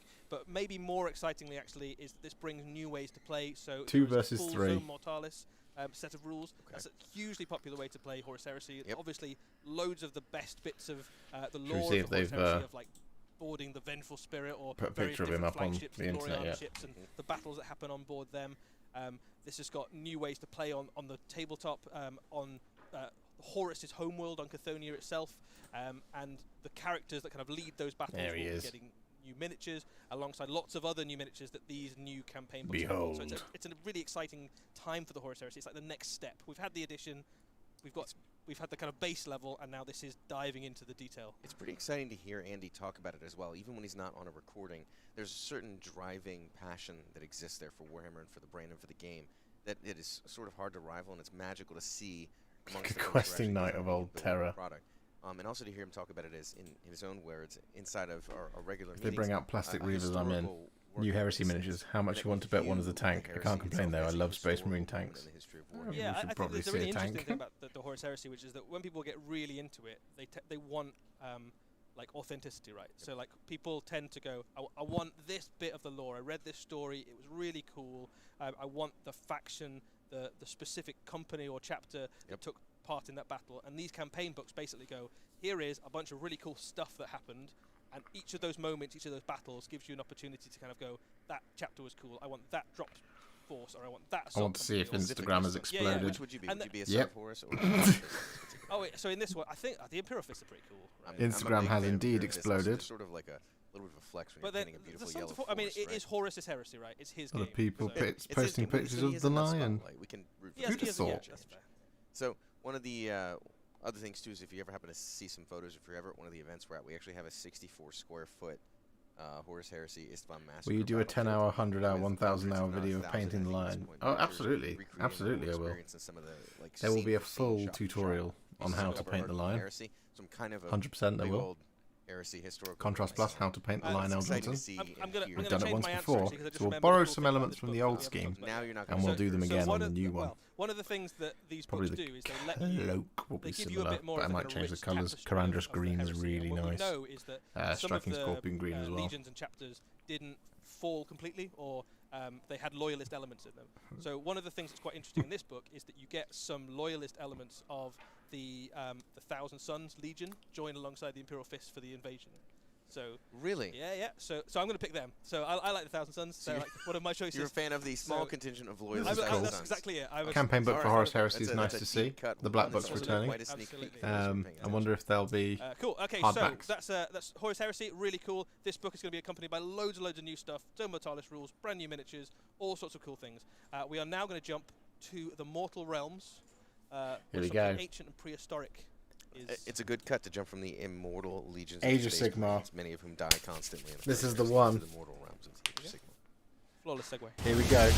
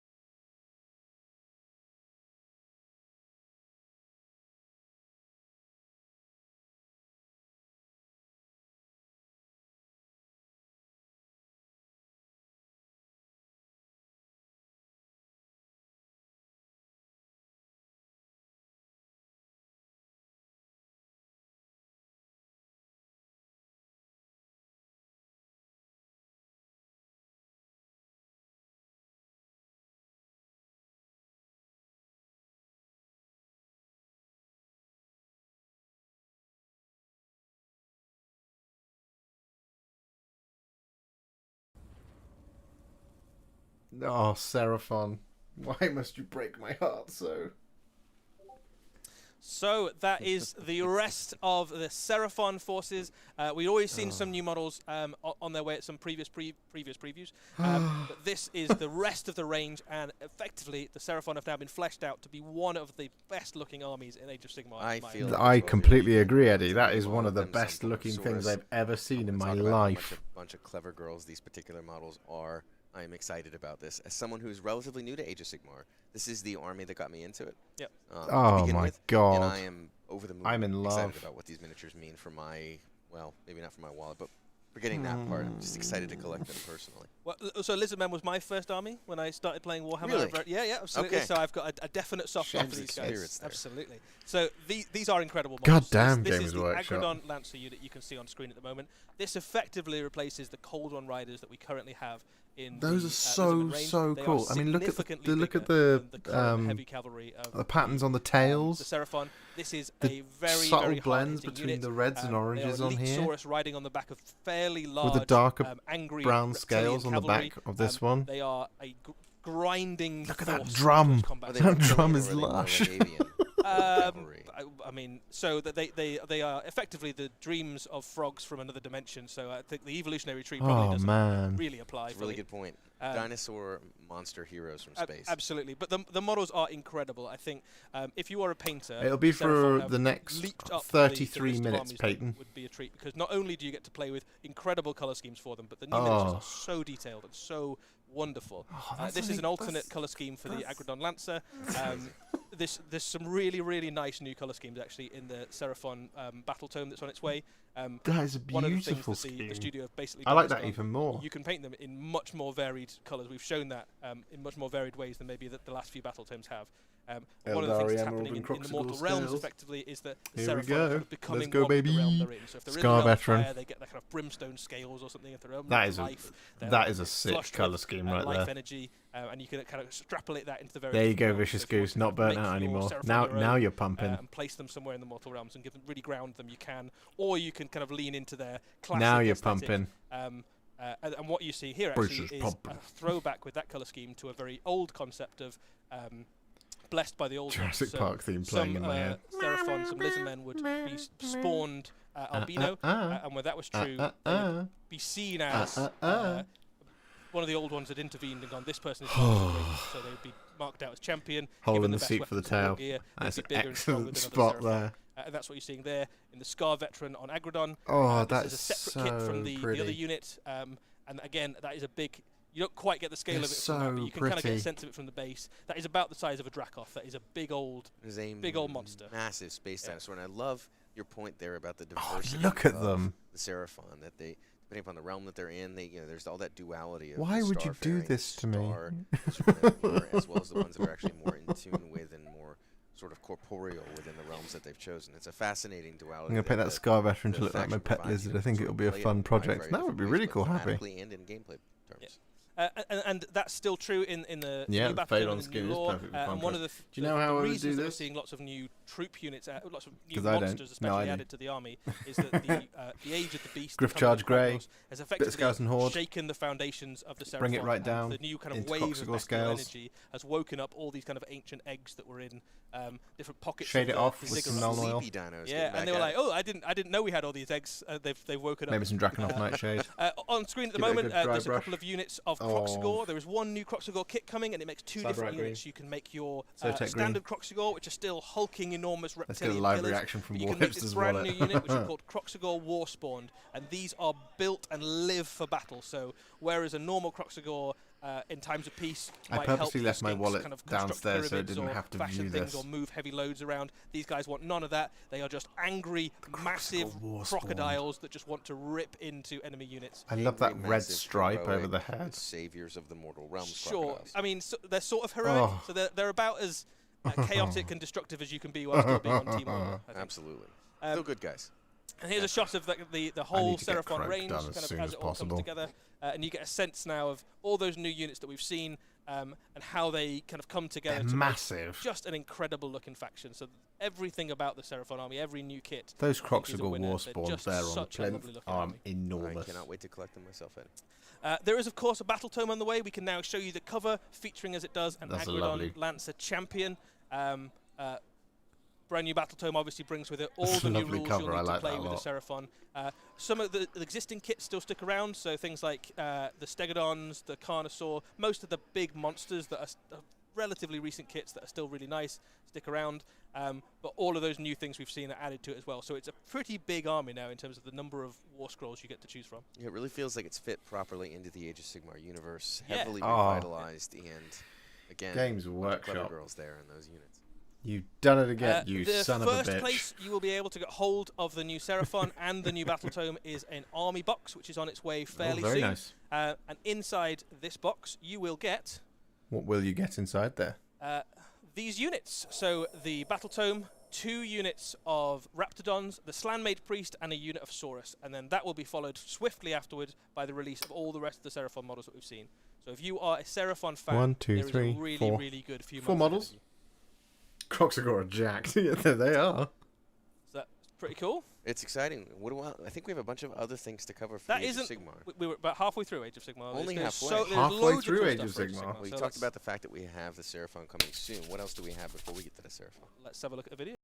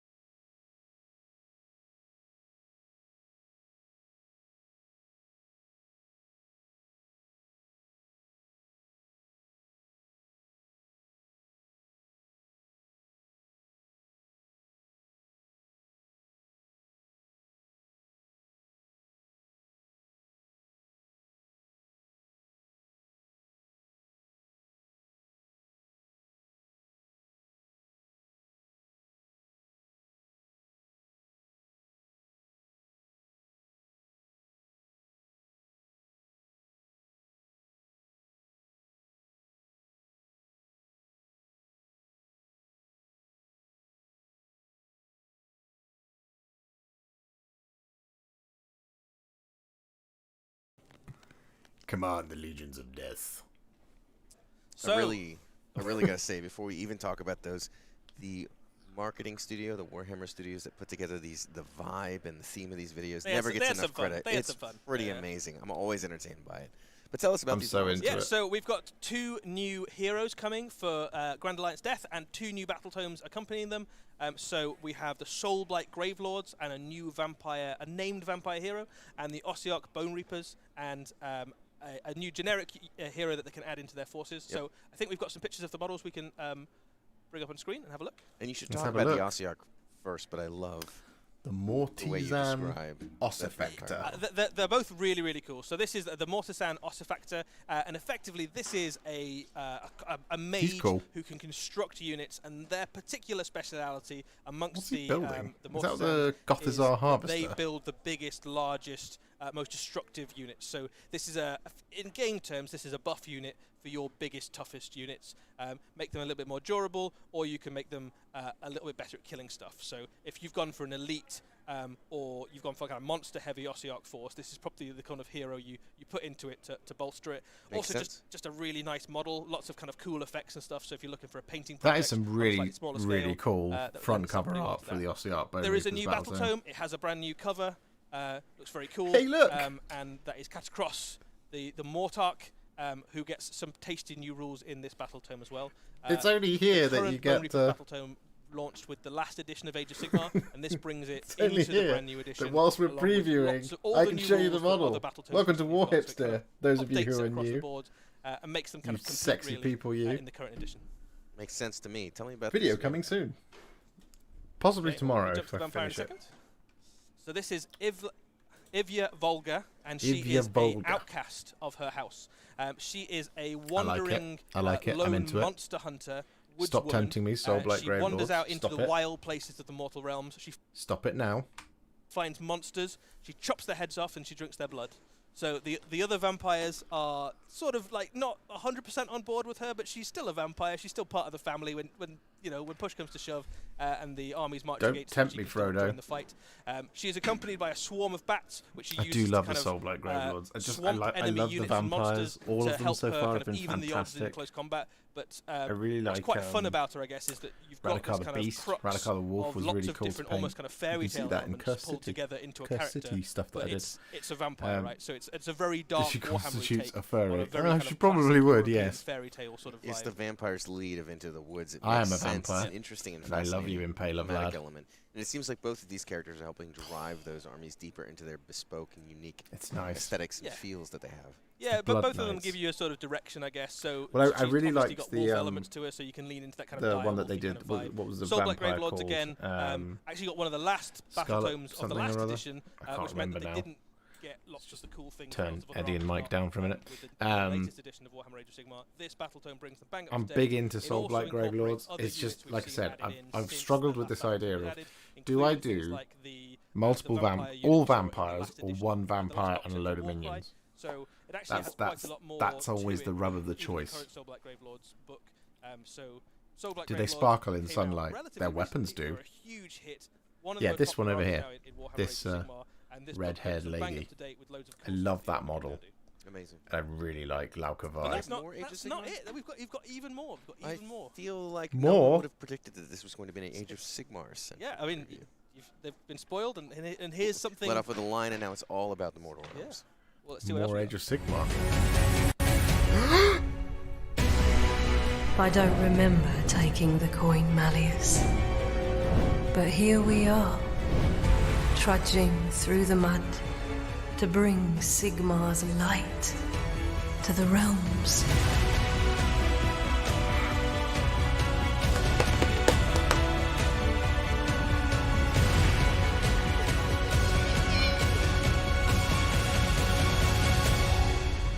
Oh man.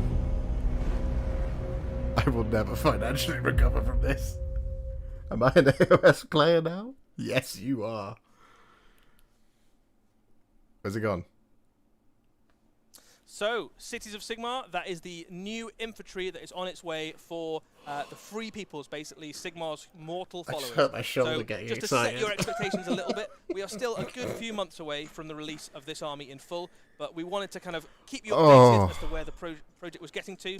We've kind of been following the Cities of Sigmar project as it developed. Look at and them. now we've got the first kind of painted miniatures to show you.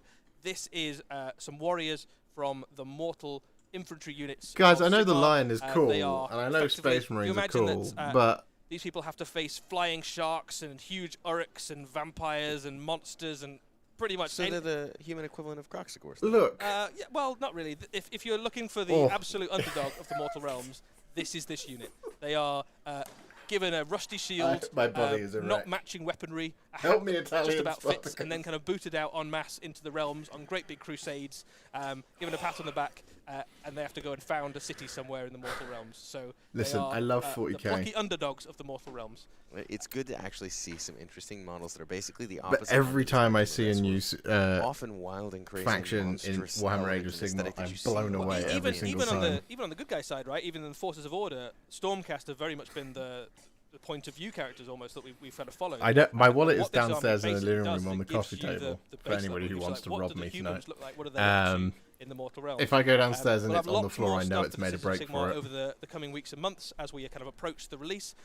This is a piece of artwork from the upcoming Battle Tome. Love what it. this does, which is quite cool, it gives you a sense of some of the sub-factions that are covered within the new Battle Tome. The different sigils of the various cities. Yeah, absolutely. So at the centre there, you've got Sigmar sigil, the 12-pointed star, but round the edge, you've got some symbols of cities that might be familiar if you're up to date on your current Age of Sigmar lore, and there's some ones Excelsis. that are brand new. So give you a bit of a sense of the different corners of the Mortal Realms that the Battle Tome and the armies will cover. And you said When's it Sigmar, coming? the cities of Autumn. Sigmar are still a little ways off. Oh, What I can have it to wait look so like between long. now I don't want to wait that long. So in terms of the roadmap for Warhammer Age of Sigmar, we have Blades of Khorne and Head Knights for Slaanesh are available to pre-order just now, so they are days away from being in people's hands.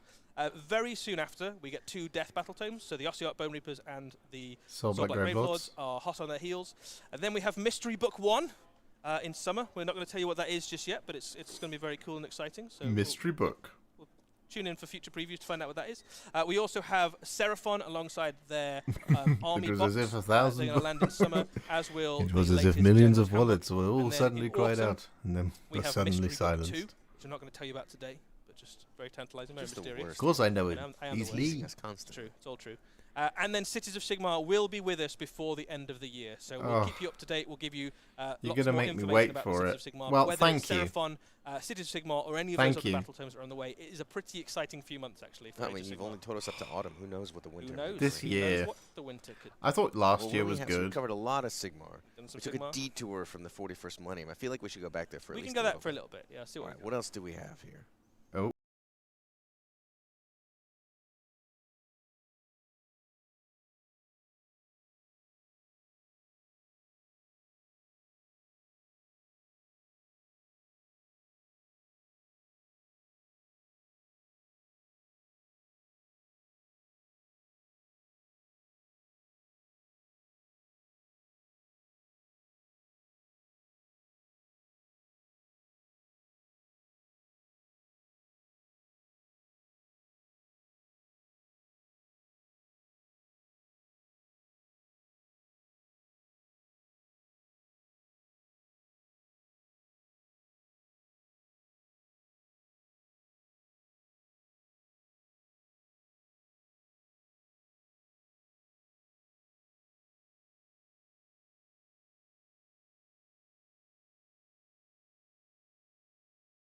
Than the ones that we've already got. Gallowfall.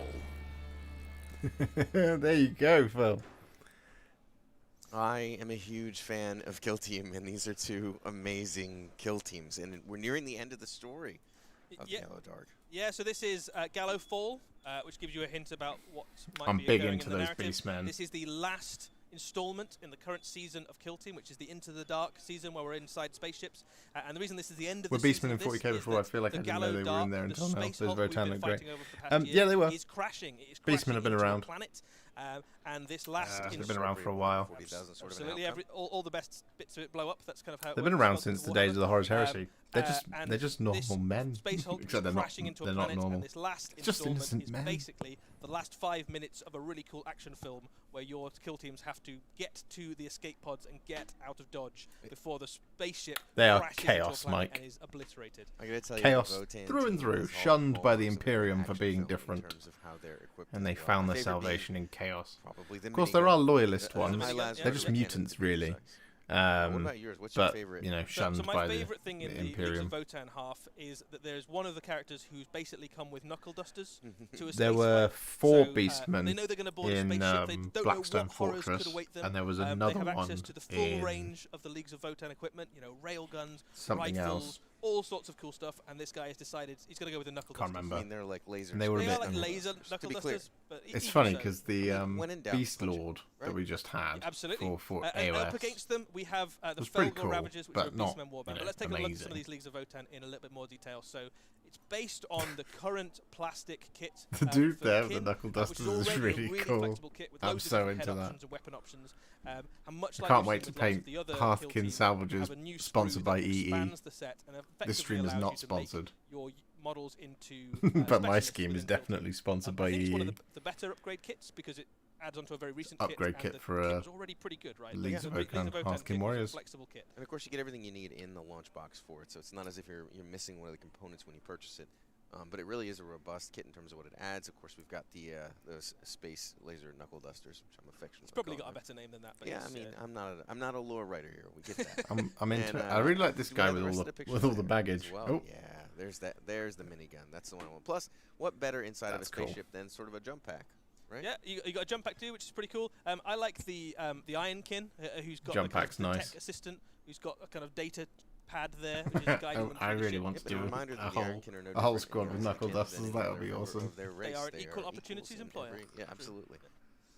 Up against them, we have the Felgor Ravagers. So this is a really exciting kit. We haven't really seen Beastmen in Warhammer 40,000 properly for a long time. We saw a few of them pop up in nice. Blackstone Fortress, but they were definitely like the side thing rather than the. I main like event. them a lot. These are Emperor worshipping beastmen, right? I don't think so. No, there's a lot of chaos spikes on these guys.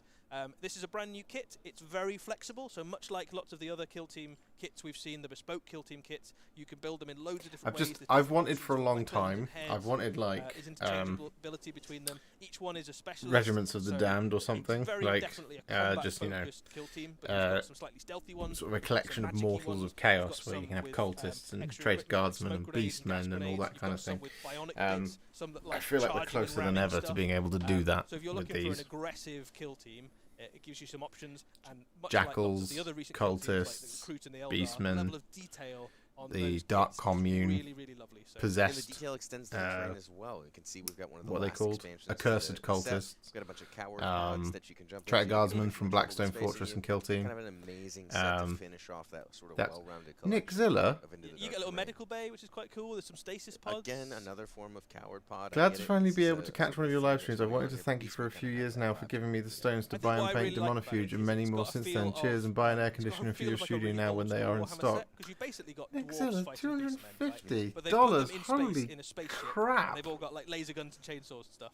And laser knuckle dusters. And laser knuckle dusters. So it just That feels is so really, generous really of Warhammer you. at the same Thank time you as so being, much. completely science fiction. And It's once again, really this fun. whole Hulk that you've been fighting over for all these months I didn't is need any actually- additional Yeah, so the emotional climactic final stimuli. installment to the current season of Kill Team. This Two evening. very, very fun Kill Teams to expand it.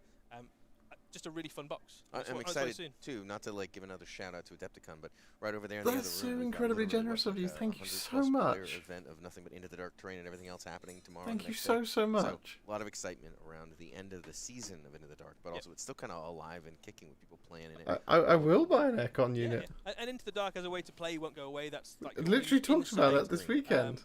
Kill Team, so it gives a very different feel from playing Kill Team when you have ruins and things. It's a very claustrophobic, close quarters thing. And both those Kill Teams actually, Leagues of Votan, very durable, lots of very dangerous short-range It's weaponry, people like yourself, and the sir, that Beastmen team, just are very good close unbelievably combat. kind, You'd imagine- generous, and I haven't seen the stats in amazing. huge detail, And but They're Beastmen, pretty good. notoriously hard to kill. Let's not I- forget that in Kill Team, all these I things are can't considered to be cope elites, with elites how in a sense, right? These are incredible not your run-of-the-mill you ranks. are. These That's are so, some of the so best of the incredibly best. generous Yeah. of you. Especially Thank you the so best much. of special yours. operations kind of Um, Testicles.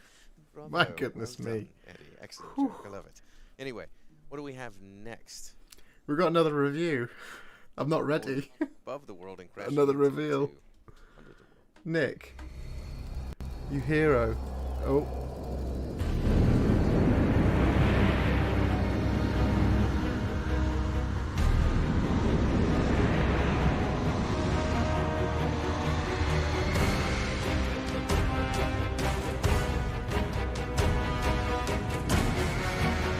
Demons.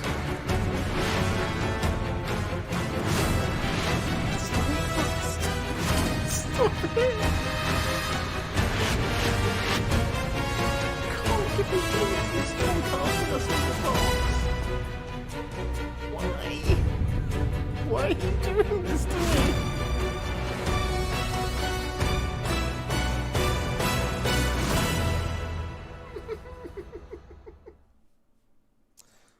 I'm super excited. It's a bunch of Siege models that looks like they really took the full brunt of what happens when you really followed Siege as far as it can go. Tell us about this, Eddie. So this is a brand new season of Warhammer Underworlds, If and it this brings is- with it is this- guys, a new Stormcast seriously. warband, which are a If this is magic Adepticon, warband, and Levitating rocks and what the all. hell is going to on the other happen? side is a Tzeentchian warband, which has a disciple of one Warhammer of the Fest. summoners of Tzeentch, the most powerful sorcerer, so somebody who's been tutored by one of Tzeentch's main followers, basically, and Small a gaggle Thunderstrike of basically bits of wild thingies. magic that they've thrown together. So if you thought horrors were wild and unruly, these kind of take it to the next stage. So it's Weird Hollow. It is a magic-themed season for Warhammer Underworlds, and two really, really nice-looking warbands.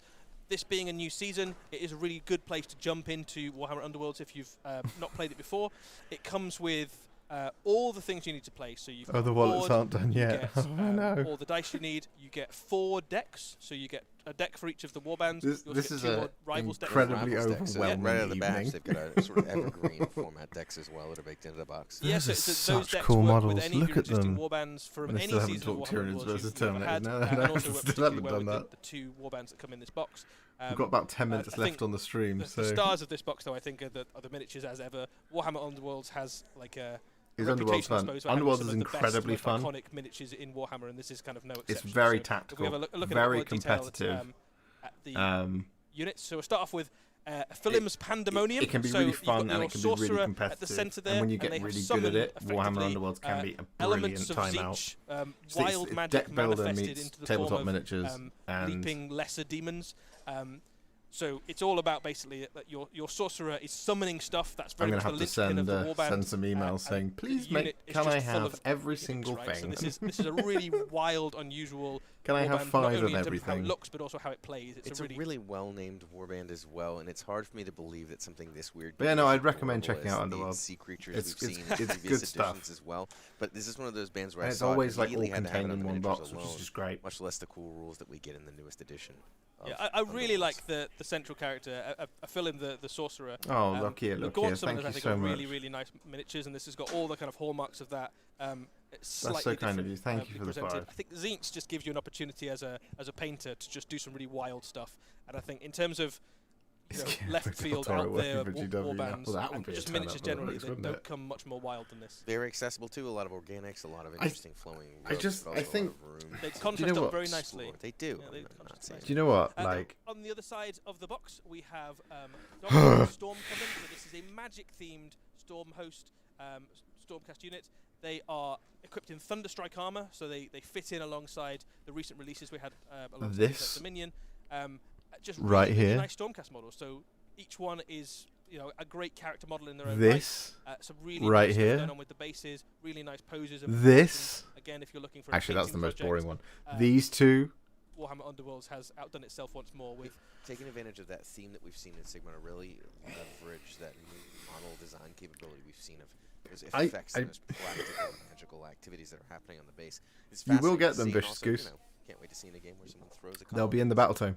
Yeah, absolutely. And they always have rules. It comes with lots of different decks you can use. So you've got the Rivals decks for each of the warbands, but you've got 2 other Rivals decks that you can use with each of the warbands or with any other warband in Warhammer. Do have funds so for a new the army. box set itself is a really flexible gaming box that you can play Pandemonium. You can incorporate it into Toxic other Terrors, warbands you've got, into Seismic other Shock. seasons, or you can use it as the core of a brand new hobby, basically. It's good to see that more people are unbelievable also stuff. Recognizing that new element of Underworlds that Rivals has really brought to the fore. That it is, no matter how you purchase it, one of those things that has infinite flexibility, whether it's just for a regular game on occasion with your local game group, or whether it's building. Oh, Dale George, things like the thank you for all of your vids. Thank you so much Rivals, for the those 10. That don't know, Rivals for Underworlds is effectively pre-made. That's decks. very kind of you. Thank you. You can choose from either the deck that comes with your warband or from a selection of other generic decks, and it makes it very accessible because it means that you don't Thank need you for to all your have support. Loads and loads of different This stream is Warhammer nuts. to This preview is nuts. You just go, I just need that deck. It might come in this one box, evening is nuts. or you could just pick up. I don't know how I'm going to go to bed. And all of a sudden, It's all 5 of to your 4.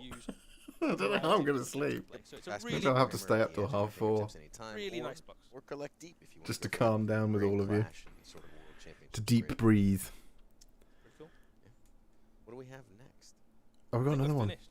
Yeah, are we done? I think we're finished. Is that it? Yeah, that's what we're done. Well, I'm glad everyone got up at 3 a.m. UK time to. I might cry at listen to Warhammer this Fest. amazing preview. We got to see the Lion. That was pretty cool. We got to see Underworlds. We got to see a whole bunch of stuff for Age of Sigmar. Good times. Come on, don't be I'm coy, pretty tired lads. here. We did a live preview at Adepticon, an amazing show. I think we've got nothing left to cover, right? There was the one thing. Are we actually going to do that? We're going to then? do it, yeah. Should we roll the video? No. Go on. Come Don't be on. that guy. Come on. It's Werner, fine. Like- Go ahead. Come on.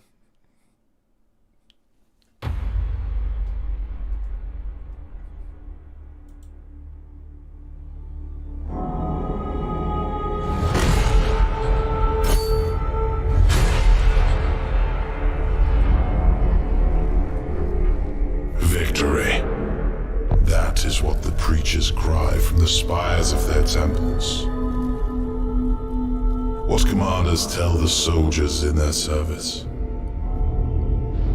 The Indomitus Crusade meets with triumph after triumph.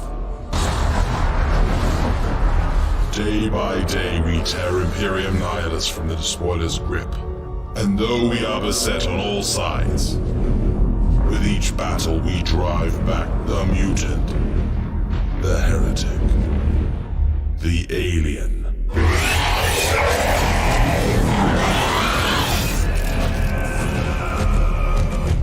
As I speak these words, our forces engage the remnants of Leviathan.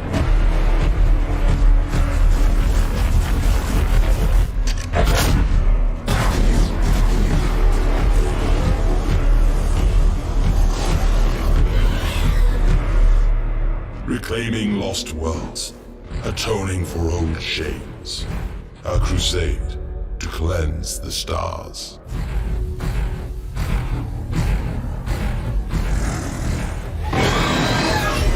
Taking the fight to the enemy.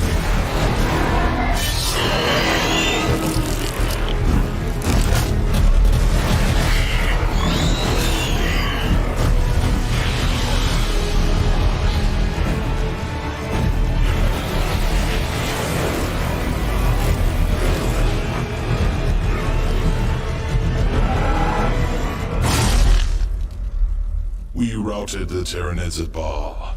We broke their high fleet.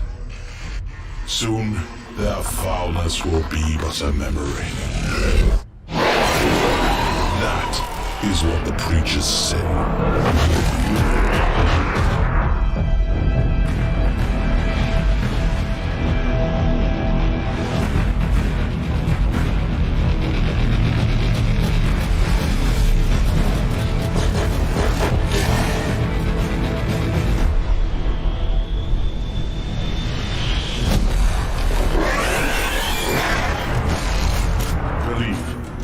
Will not save us.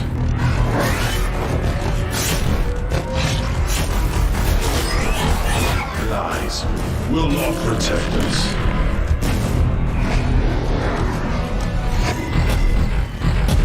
But it is our hope that will damn us.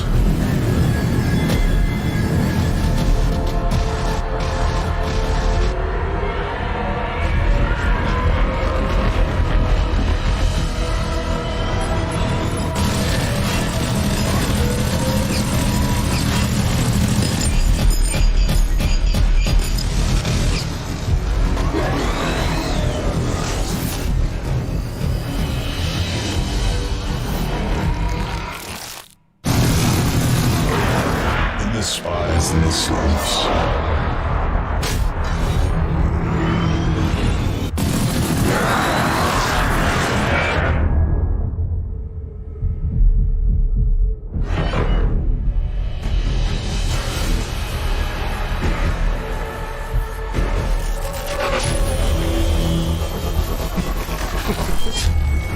Our people sing of victory. Victory as the galaxy burns. Victory as the Imperium rots around us. Victory as humanity rages against the dying of the light.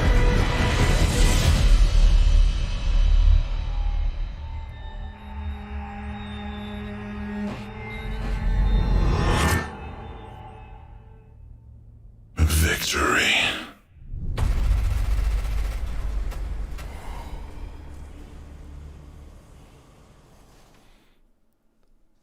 New edition of Warhammer 40,000. Who knew?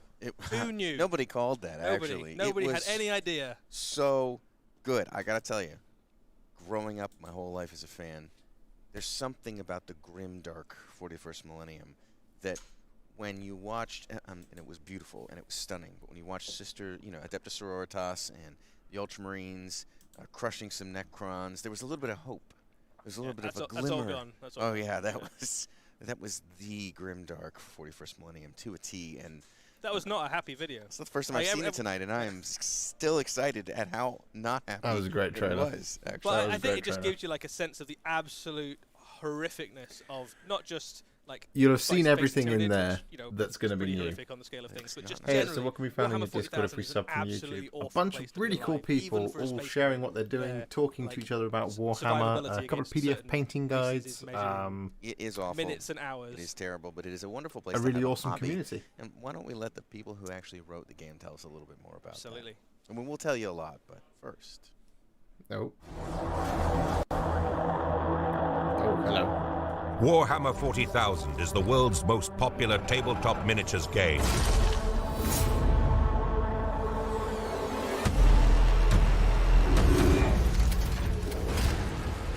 Players command armies of genetically enhanced super soldiers, brutal monsters, powerful aliens, and destructive war machines to play out spectacular battles in the 41st millennium. Our mantra with this new edition has been streamlining. We've been listening to the community, and that's a large part of why we've decided to focus the game as much as possible. How can we keep the tactical depth and richness that players love, but examine every rule in the game? Does this need to be here, or is there another way that we can achieve the same result? To secure victory, you must understand your strengths and the strengths of your enemy. We've fundamentally changed the datasheets from the ground up, making them much more accessible and really focusing the rules onto the datasheet themselves. What the team's been able to do with this is really look at every unit in the game, make sure it has a really clear battlefield role and a thing for it to do, and then write the right rules for it. Your datasheet rules all fit on a single card, and your army rules will fit on a single page. One of the things we wanted to ensure was that everyone got to play 40k as soon as possible after the edition was launched. So to make that happen, all of the rules for everyone's armies via the datasheets and their army rules will be available for free. From the darkness between the stars, a twisted mockery of evolution spawns fresh horrors. It's a galaxy at war. This is the onset of what the Imperium will regard as the Fourth Tyrannic War. This is the largest Tyrannid swarm ever recognised in the galaxy, emerging when no one's expected it. The Segmentum Pacificus. To be a warrior of the Emperor in such times is to face an array of nightmares. What we've managed to achieve with this edition is a game that players of Warhammer 40,000 will love for its tactical depth and choices, but is streamlined and plays much quicker. The end result is faster, while still keeping all the flavour that you've come to love in Warhammer 40,000. For players who've been with Warhammer 40,000 for the last 35 years, they've never seen anything like this before. We've never shown conflict at this scale. Immersive and thrilling new gameplay. Discover a major new narrative in the Fourth Tyrannic War. The new edition of Warhammer 40,000 deploys this summer. I'm so into it.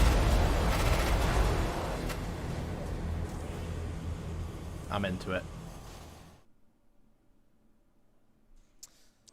So that's the Warhammer 40,000 studio had to say about some of the changes. It sounds very exciting. It's very exciting. We'll talk about some of them in depth, in fact, in this very live stream, Eddie. But it's fascinating to me because there's a whole bunch to unpack about the new edition, not least of which the is Tensor box is always going to be Ultramarines. They're neutral space marines, so they can be painted up as any chapter. What does a streamlined experience actually mean? Is it still the 40k we've come to know and love?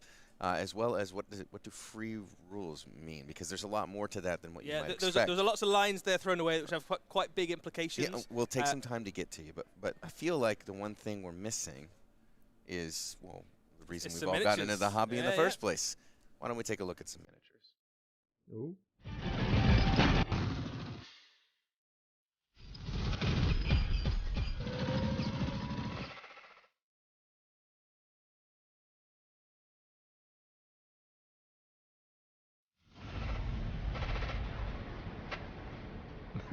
There you go. One. So, Terminators are back. These are the first company of the Space Marines. Each one of those chapters has Terminators. They are the best of the Space Marines. Two. There we go. And the new miniatures are absolutely what Terminators always were in your mind. Yep. These are indomitable, walking powerhouses of destruction. They look big. Juggernauts of hate and fury unleashed upon the enemies of mankind. And really brought up to speed with the development of the miniature range as a whole in the new edition, as well as the way that the miniatures themselves have been scaled over time. And I'm especially excited because as I was watching the chat during some of the videos earlier, I saw a bunch of people saying, oh, I thought we were going to see new Terminator miniatures. And, well, you were going to see new Terminator miniatures, and they are stunning. They do all of the justice to the original sculpts. They do all of the justice to the aesthetic and the feel of Terminators in the first place. I mean, at this point, the Firstborn, you could just reduce them all to being in Terminator They stand armor, really right? well in the Most army. of them are dead. They stand taller than or they've crossed the Rubicon. Primaris Marine. One of the things that's worth saying about these Terminators is that these aren't necessarily Primaris Terminators. They're not necessarily Firstborn Terminators. Any Space Marine can earn the right to wear a suit of Terminator armor if they prove themselves to get promoted to the first company, if they prove themselves to be worthy of the mantle of wearing Terminator armor. So these could be worn by veterans of the firstborn veterans of the previous Tyrannic wars. They could also be worn by Primaris veterans of the Indomitus Crusade or any other type of Space Marine veteran. And this is deeply true in the lore for the models. This is canonical. This is the way that they are intended. And it is. We're not being cheeky when we say that. I love that they just look like both the long-range demand. They look thick and they look indomitable and they look. They are, when all is said and done. They look heavy as they're moving forward. Inside those. The Terminator suits themselves are imagine Warhammer Fest. I know. This is massive. This is absolutely massive to reveal all this at Adepticon. I have no idea what's going to happen at Warhammer Fest now. They still have their Crux Terminatus with those shards of the Emperor's own armor. Maybe they'll have copies of it for us to play. Terminator in a bit more detail, and you can see that like every single element of it. That would be exciting. And the cabling and the storm bolter and the helmet. They are recognizably the Terminators that you know and love, but all of it, the detail is so much crisper, the proportions and the pose are so much cooler. When you see these guys on the battlefield, they really have a presence. And obviously the Terminators come with all sorts of cool kit. Power Fist and Storm Bolter are standard. The unit also obviously comes with an assault cannon. We saw one of those. Yes, they'll be bigger than the Space Marine Heroes Terminators for sure. Unit back in Warhammer 40,000. I can't wait to see there you go. But I feel like we need to see the other side of the spectrum as well. But first, I think it's good to highlight the difference in scale. He is huge. Terminators of old and the Terminators of today. He's massive. How their bulk and their size has not rendered the old Terminators to be tiny necessarily, but really fits much more prominently within the range of miniatures. It's an enormous boy, a thick boy. Kind of perfectly land in that new wave of miniatures we've seen. That's so cool. They look really good as well, facing off against something like the more recent Chaos Terminators, some of the kind of the bigger character models. So your something like Primarch, maybe like having them follow around people like Calgar would be absolutely. This brings a tear to my eye. I'm glad you guys are so happy. Special brand of Terminator, so the Death Watch, the Archangels. That is nice. Do you know what it'll look really nice as? Red. They do have quite a beef. They've got some serious beef. They will be smaller than Custodes Terminators. Judging by that picture, Custodes do stand that little bit higher than I couldn't agree more. And Intercessors. Speaking of the beef that they have for Tyrannids, we've shown you a new Space Marine miniature. Seems but only fair, doesn't it? Seems only fair. The other side of the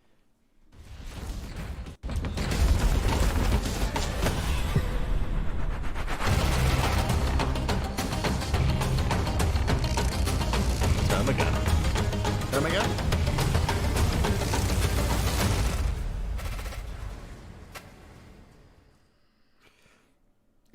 So, new Termagants. So Termagants are the most numerous forces of the Hive Mind. They spawn them out in their millions and their billions across the planets they're seeking to consume. And the new Termagants are a glow-up, basically, of the Termagants we've seen It's also the first model I ever painted. Is it really? Eddie, a little-known fact is that a Termagant was the first model I ever painted. And now I haven't painted enough Tyranids in my life. A new wave. So here we are. They're pretty. You can see that the level of detail on these is so crisp and so lovely. And these are very much the vanguard of a new wave of Tyranids. The Tyrannid faction is going to get absolutely spoiled this year. If you are a Tyrannid fan, there are so many new plastic kits. It's the most significant update to the Tyrannid army we've ever done as a company. I'm excited about it as a long-time Tyrannid fan as well, because there's an enormous amount of work that's been done to make. I like the paint job as well. Nostalgic, but also very fresh. And of course, anyone who watches a cinematic trailer should probably watch it carefully, or rewatch it a few times carefully. But I think one of the things that's most exciting is that looks like the Parasite of Mortrex is going to be getting some natural alien nature to the Tyranids, right? They're the most alien of races to the galaxy, right? So almost unknowable. And there's some definite. They haven't changed very much, but they are very. There's a lot there to kind of look at. So like the heads are slightly different. They're more kind of unique to how they are before. The legs are a lot thicker. The armor is a lot more segmented than it was before. They're definitely bigger. Definitely bigger. Some units that maybe haven't had the time in the limelight for a bit and are well deserving of a new plastic kit. Hey, you don't have to you can see it there. And there are some things that we've never seen before. So one of the hallmarks of the Tyranids, I suppose, is their continuous adaptation and evolution in the face of challenges.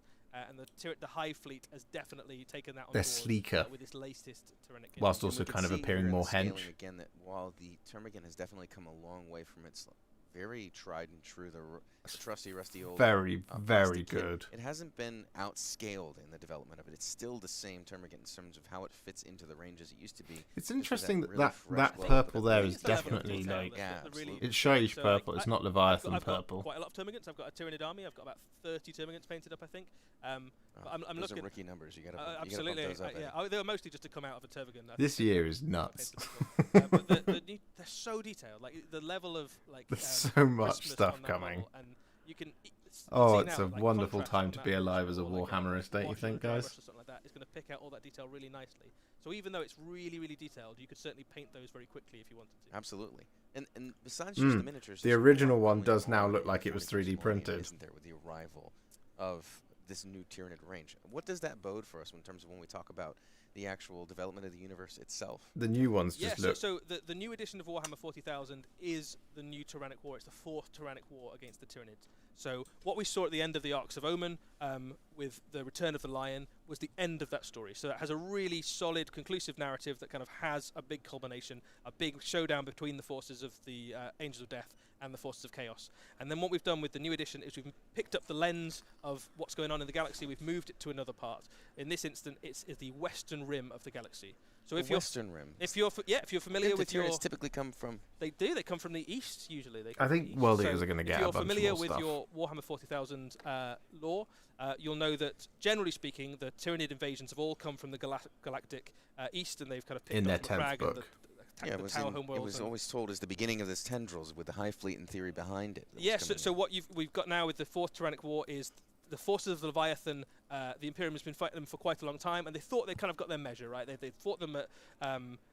broke their fleets at Baal. Yeah, they thought they might have, like, seen the peak of Leviathan halted, and that's absolutely not true. What we're seeing now is from the other side of the galaxy, this enormous, great tendril, this sweeping mass of Tyranids, the largest invasion we've seen yet, swooping in from the other side. And it's So- still part of Leviathan. Yeah, so Leviathan is kind of crushing both sides of the galaxy. The galaxy is literally in the jaws of High Fleet Leviathan.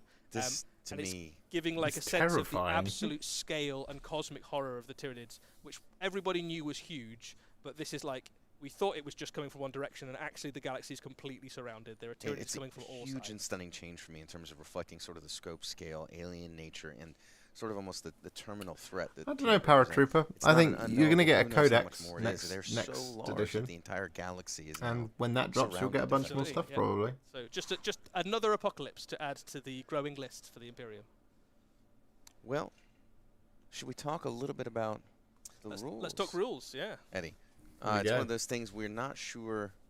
Anyone will wonder how much will we talk about the rules reveal right up with the cinematic, but we'll do that. We'll talk a little bit about what does new 40K bring from an actual playing of the game perspective. It's going to be interesting. First one is we mentioned that the game has been streamlined, it's been simplified.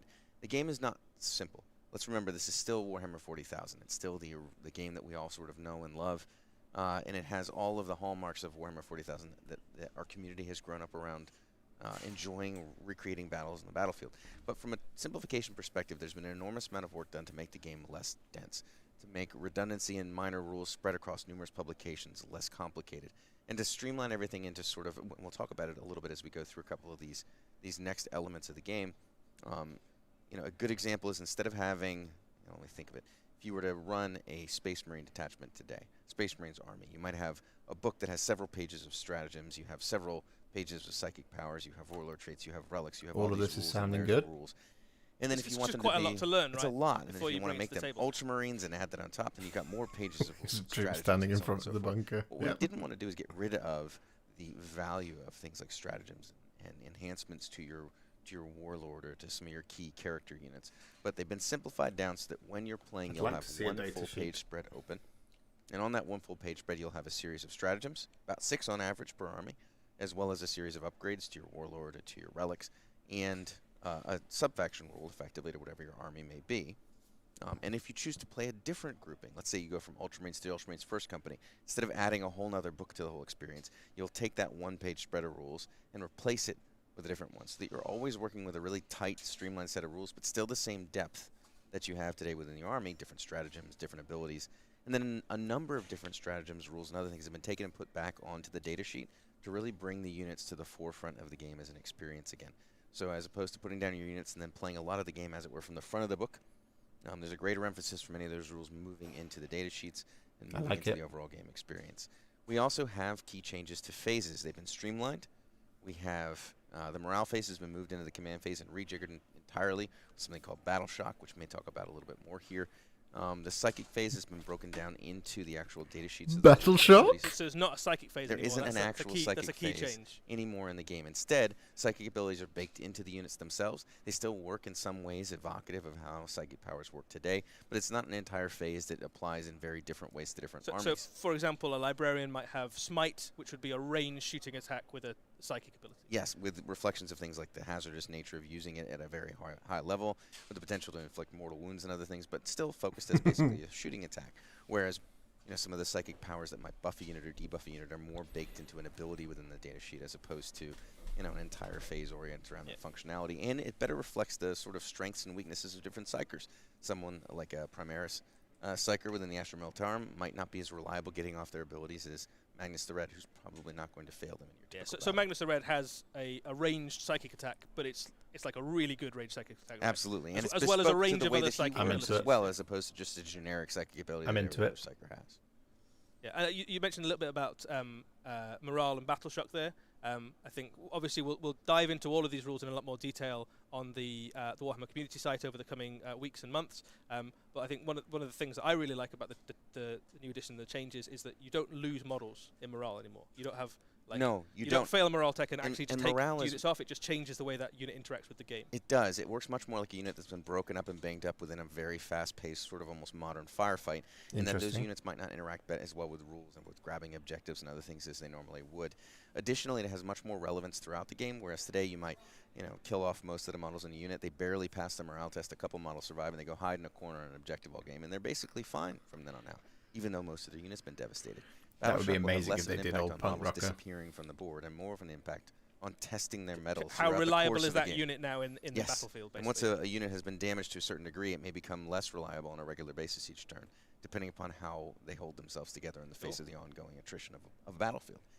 Should we talk about stratagems a little bit? There's definitely fewer stratagems to remember. There's many more Free stratagems core that are rules and core data sheets on stratagems, day one. that you'll commonly see in gameplay. Whereas whenever you play a faction, you basically always have 6 stratagems available. Yep. And if you decide to play a different variation of that faction, you'll take those 6 stratagems away and replace them with 6 new ones that are for that variation, i.e. Ultramarines versus Imperial Fists or That's something such a similar to good that move. effect. So you have a very common, a list of common stratagems that everyone can use, and that's a little bit bigger than it is now. And then you have a much smaller list of ones that are specific to the faction. Yep, and they're much more focused on really impactful stratagems you'll want to use on a regular basis. There's also fewer command points in the game by a significant margin, and so there's much more of a focus on using the right stratagem at the right time, rather than dumping all of your wonder if you're command going to points on generate turn one, into but a series of combos that makes it feel like you're playing against, again, the front of the book as opposed to the armies and the data sheets that are on the tabletop. Also, let's be very clear. We've re-indexed the game. All of the index rules are free, and are free on day one, as are all Amazing. of the core rules to play the game. So that means on the first day of the new edition, if I've got an orc army, which I do, I can get my core rules, I can get all my data sheets for my orcs, and I can play a game with that army on the first day of the And new all edition. your army rules as well. Now, there's nothing in particular that's Amazing. hidden. All of them are free and available on day one to play with, and the points are going digital and free as well on day one. Nice. So there's also the ability to purchase indexes, because if you want to have them, you can have actual physical data sheet cards. So You're no those are a longer- little bit like the War Scroll cards in Warhammer little Age bit of like Sigmar. Age of So Sigmar, War all Scroll of the cards. rules are kind of compacted onto a single card. Yep, and you no longer necessarily need to bring all of them with you if your army only uses 10 data sheets instead of the 180 you have in Space Marine or however many it is these days. You only need to bring those data sheets with you instead of lugging the whole book, because again, you just have that one open page or a couple of data cards of your actual army rules and stratagems, and then your individual data So sheets. that was from that was a common thing, wasn't it? That we were Interesting. being told from the community was like, Here we go. they like the Warhammer 40,000 as a game, but there's a lot of rules to carry around, right? There's rules bloat in terms of the things you have to remember, but also the amount of books that you need to take with you when you play a game. You've got less things to remember, less things to know about your opponent's army, but the variety of it. In Oh terms look, of, like, toughness the is choices still you in the have. game. And army building itself, as we just saw back there, I don't know if we'll go back to that one image we had just before this one. Army building itself has simplified, and it's, when we say it's simplified, it is a much more accessible thing to get into, and we've done a lot of interesting things with the rules to make it more innovative and more immersive to build a diverse army, as opposed to just taking only the best units, or on paper the best units. I've and the way no it's been idea. simplified is you take a character, your warlord. You take up to 3 of any datasheet. It or up wouldn't to 6 of any surprise me. basically troop or dedicated transport datasheet. I And don't want that's to it. talk over them too much. And so you need to have a warlord, and you take up to 3 of most units. Additionally, there's been a great deal of work in putting things like what used to be individual unit stratagems and other abilities into the datasheet itself. And there's a variety of rules that are tailored to work with this type of army building. A good example being that a Space Marine captain might have a really powerful ability, but only one model per turn can use that ability, and so taking a second or third one isn't necessarily a value add. I don't think they There's have many Trippy different this units room. that instead of there being a stratagem where after your unit shoots and targets a unit, now your other units get a benefit against it, there might be a key unit that provides that buffer benefit to your army. And so working in a combined arms way and leveraging different data sheets into your army in an innovative way is oftentimes, by design, much more impactful and useful and interesting than simply taking 3 of one thing and 3 of the other. So army building has been simplified, but the depth and interest in actually building a diverse force has been a major focus for how the data sheets have been built and how the army rules have been designed. So every unit basically has got their thing. Like they've got the thing that they bring to your army. So Absolutely. In a way that at the moment you might be relying on stratagems or something to do a particular I'm so into niche this. or to fill a particular need. A lot of the time the unit and the data sheet will allow you to do that. So that's why you take that particular unit. Much I'm greater so focus into on your all of this. army doing the work of being an army. 40k, as what are you opposed doing to me, man? How can I take the most optimal units and then use my stratagems or the sort of front of my book to do all of the work? Yeah, so I think we had an example data sheet that We might do be have an worth example of a talking new through data some of the sheet. things because it looks quite a lot different from the data sheets we Data have at the sheets moment. are heavily different, and with the decision to index, there's also the opportunity to revamp the way a data sheet looks and works and is designed. Very different. Here you can see the new Termagants, which is quite cool.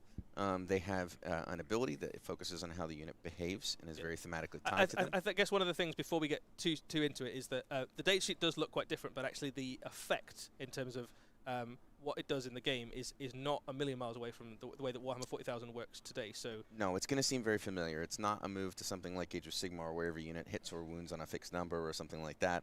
Instead, it's still very similar to what you'll remember or recognize from Warhammer 40,000 today. But the ranged weapons and melee weapons and things like that have been moved into their own profile. You'll notice that attacks and ballistic skill and weapon skill and I strength, like it a lot. they still exist. They're just attached to the weapon They're moved rather into the than weapon. about the fighter. that allows us to do a wide variety of things with the way that the units are designed, such as something like chainswords or a Space Marine Captain's Power Fist versus a Space Marine Sergeant's Power Fist. Those things can all be somewhat different, and they can reflect the way the individual be. models work rather than being hard tied to the individual model's attacks or strength characteristics. So we've so on and so got a forth. few questions in the chat about OC. Do you want to OC. talk a bit about that? Objective control. So OC effectively establishes the value that each model in a unit has if it is within range of an objective marker. So a unit of 10, now things like objective secured as a rule, those are gone. Instead, it's reflected with the individual units. Each model may have a different objective control characteristic. So each Termagant is worth effectively 2 points if it's within range of an objective, whereas something that may be bigger or more robust but isn't really focused on grabbing objectives may only have an OC value of 1. But it also means things like knights, which Have a was much higher OC particularly value. struggled with objective control, Yep. can actually now count as lots of. The OC could be quite high. It's and they can, really good you know, change. one grot doesn't beat one knight, sort of thing. It's really good definitely an change. improvement in the way we design models for Because function. objective because secured again, is basically when you look at meaningless things at like this what point. does optimal mean, as some of the folks who play the game Yeah. at some levels focus on.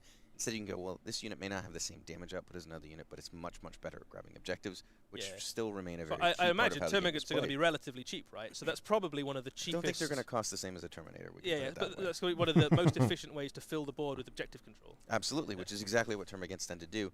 And we've done some things to make the units actually reflected in their datasheet abilities in a very interesting way that reflects how their actual lore works. There's a whole bunch of work done to look at their lore, at their IP, and make sure that the abilities actually reflected that. In the case of the scuttling Termagants that are very sneaky, can tend to be difficult to pin down. When you get within 9 inches of a unit, the unit gets to move in So reaction. that's very reactive compared Very to reactive, the current edition. and there's a ton of addition of reactive abilities and reactive stratagems and reactive datasheet abilities I'm into the super game, into so all that of you're this. playing a lot more of an interesting game with your opponent during their turn.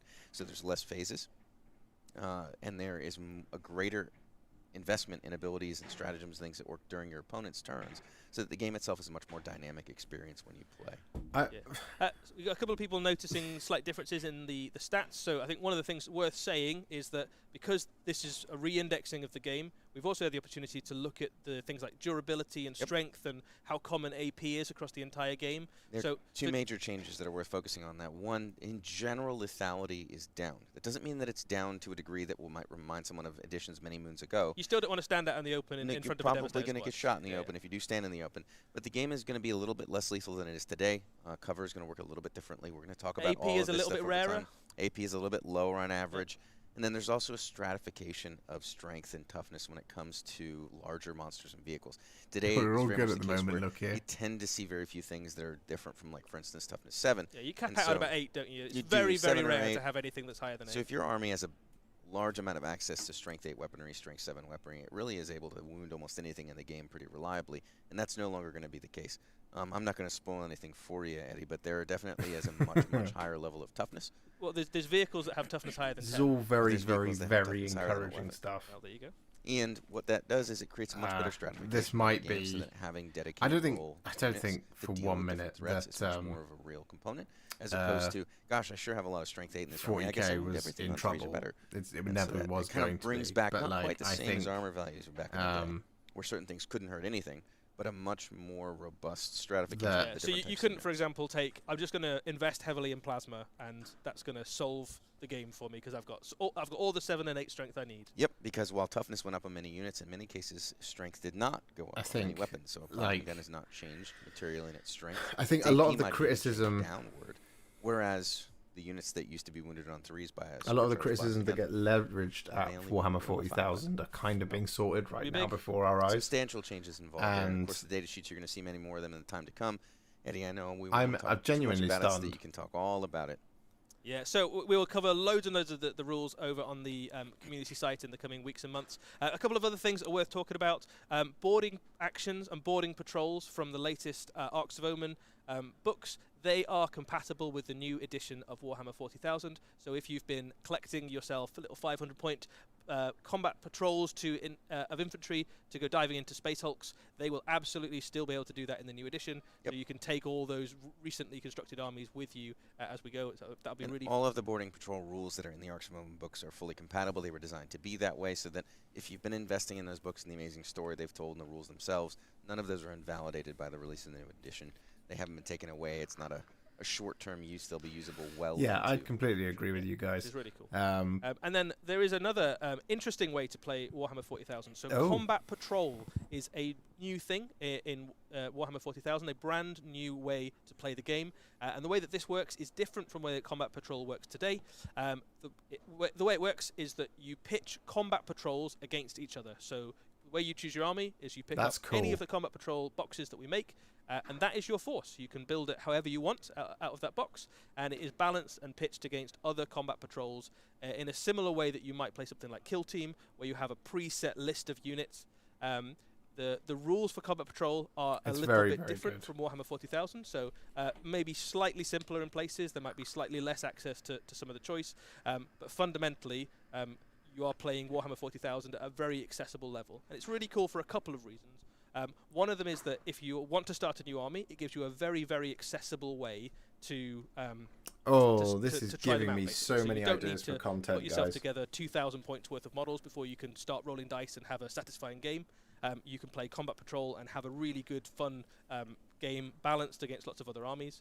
And the other thing is that if you like to dip your toe into lots of different forces, so you're a kind of hobby butterfly, I suppose. It is you're like, fantastic, I like playing Happy. Chaos, And but I also like my like I Orcs, said, I I think those new Eldar models that came out, and I like a bit of this.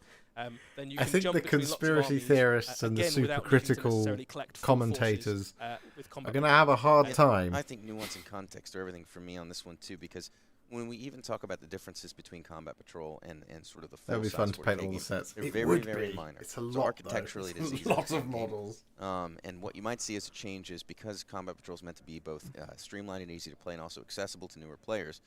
You might have a unit that has 2 data sheet abilities, A and B, and they are relatively simple in the Combat Patrol. When it moves up to the full size of 40k, that same data sheet is going to have basically the same abilities, but maybe a little bit more robust or more broad sweeping for the full-size game. It's not going to be completely different abilities, and so Combat Patrol is going to very easily navigate into full-size 40k, but it's built and being actively balanced pretty aggressively every day by the studio so that whatever Combat Patrol you want, and the rules for it are free as well, and will evergreen be free, You buy that combat patrol. Sorry, I'm looking at Instagram absolutely exploding right now. It's a really, really nice new way of playing 40k. We've got one question that's popping up a lot in the chat I just wanted to answer is there's some questions there about Forge World rules. Forge World models for Warhammer 40,000 will also get free data sheets that you can use in the new edition. So if you've got That's your excellent. Gargantuan Squigoth, it's a great kit. Why would you not, right? Of course Eddie brings up the Gargantuan Squigoth. It's one of the things we talk about all the time. You can still use it. It's so all Forge World rules. It is a cool model, the Gargantuan Squigoth. Just like all the index rules are on day one. It's worth mentioning we have a new app. Yep. It works. Oh, Adam, thank you so 100%, much. which is one of the important things we're really excited about. Is a fully functional. Hey, everybody in the chat, if you're still, if you're here, you're feeling wonderful. So we're fairly Can everybody wish Adam a happy birthday? It was his birthday on the weekend. He came over and we played some Warhammer, and it was an awesome, good fun time. And I think he deserves 228 of you to wish him a happy birthday. One of the questions that's popped up quite a lot I just wanted to address is Crusade. So Crusade is absolutely, definitely still a part of Warhammer 40,000. Very, very big part of it. There will be some ways to, if you've been crusading for the past 3 years and you've had a good time, you've taken your troops through all sorts of battlefields to the distant corners of the galaxy, there will be some ways to port that army into the new edition, which is pretty cool. There will also be some brand new expansions for Crusade. So, the new edition starts with the 4th Tyrannic War. That might give you a sense of where some of the first Crusade expansions might go. But if you enjoy Crusade, and lots of people this do, is my gift still to you, definitely Adam. ways to engage with that in the new edition. It's fair to say that Crusade was one of the big hits of the previous edition, and I don't think it's going anywhere. We're doubling down on it on all fronts, really, whether it's in our event scene with things like the Grand Narrative, whether it's in organized plays, we start to connect more of a narrative element to that, all sort of this globally, has been or whether it's, of course, in the revitalization. An unbelievable evening. But we don't want to spoil everything on just the first preview. We'll give Eddie and his team all the time in the world to share all this excitement over the coming weeks to come. Yeah, so new edition of Warhammer 40,000 will be coming in summer. We have a few weeks and months yet before we get there, so keep checking out warhammercommunity.com. Warhipster you can sign up to a newsletter to find out all the news as it happens. We've got loads of stuff to show you, including new miniatures. We'll talk about all the new rules we've mentioned in loads more detail, all the new lore, everything about it. Follow along on warhammercommunity.com, and keep up to date. We could talk your ear off all night long. Thank you for getting up so early or so late, depending upon your personal time zone, to share this time with us, to share the excitement with us. We've actually done it twice now, once live for Adepticon and once live for all of you. It's been a pleasure. Eddie, thanks for having me. Did you have a favorite? Obviously, the new Warhammer 40,000 is pretty cool. Okay. But did well, you have I think what we can do. The other previews we had? It's I probably was a big just fan of the Lion. It's pretty cool. It's always cool to see when a primer comes up. But honestly, I'm going to tell you that the Seraphon, I mean, they scratch it. I think this has been one of the best nights in Warhammer history. To owning every single dinosaur book growing up, and it's one of the armies that I'm actually actively. These guys have absolutely knocked out the park, and I cannot wait, and I'm very, very excited. Yeah, it's going to be really good times ahead for every single game system, basically. For everything Games Workshop. A few months. Thanks all. We won't keep you up any longer. You can hear more in the future. Eddie, thanks for having me. No problem. See you guys. There we go. There we go. Ladies and gentlemen, Adepticon. I have absolutely no idea what on earth is going to happen at Warhammer Fest now, because that right there was one of the biggest, bestest, most incredible previews I've ever seen in my life. Every single thing there, I want it. 4,000 copies of it, and I wish to paint all of it, and I wish to paint all of it for all of you. So I will make the pledge right now that there will be Contrast Plus how to paint tutorials for almost every single thing there. I think Warhammer Fest is going to have a teaser for the old world. I suspect you are right, and I will be there in the crowd. If anybody here is going to Warhammer Fest, I hope to see you there. I will talk to you at Warhammer Fest. I will have a video out at Warhammer Fest. All that good stuff. Maybe we'll try and do one of these if there's a stream at a time. But then I'll be there. I don't know. Don't know how to do that. Thank you so much for hanging out with me this evening, guys. just quickly drop in the chat for me if you would like. Which one was your favourite thing that you saw today? Because I don't know. I don't know how to pick. The Lion was really cool. The AoS stuff was even better. Cities of Sigmar, man. All of that Seraphon. Hearing all of that stuff about the rules was really cool. Really good stuff. I've never done one of these watch-along parties or react type streams before, and you guys have made this a really fun experience. Biggest stream to date, by far. Most popular stream, by far. I love all of you. I love you so much. I love hanging out with you. I love doing all this Warhammer stuff with you. It's really, really cool. And I am in such a privileged position that I'm able to do this as a full-time job. And the only way that I can continue to do this is, and the only thing that seems fair, is that I give back to all of you by making tons and tons and tons of Contrast Plus content for all of you. And I like streaming at night. I don't know when I'm gonna film. I like streaming. There's a lot of good fun. I'm gonna look at trying to get some really cool stuff done for you. I'm so excited for this year now. I mean, this year's been already incredible. We've had Angron, we've had the World Eaters, we've had what else have we had? We've had the new Horus Ascended. We've had, good lord, this year's already been absolutely crazy. I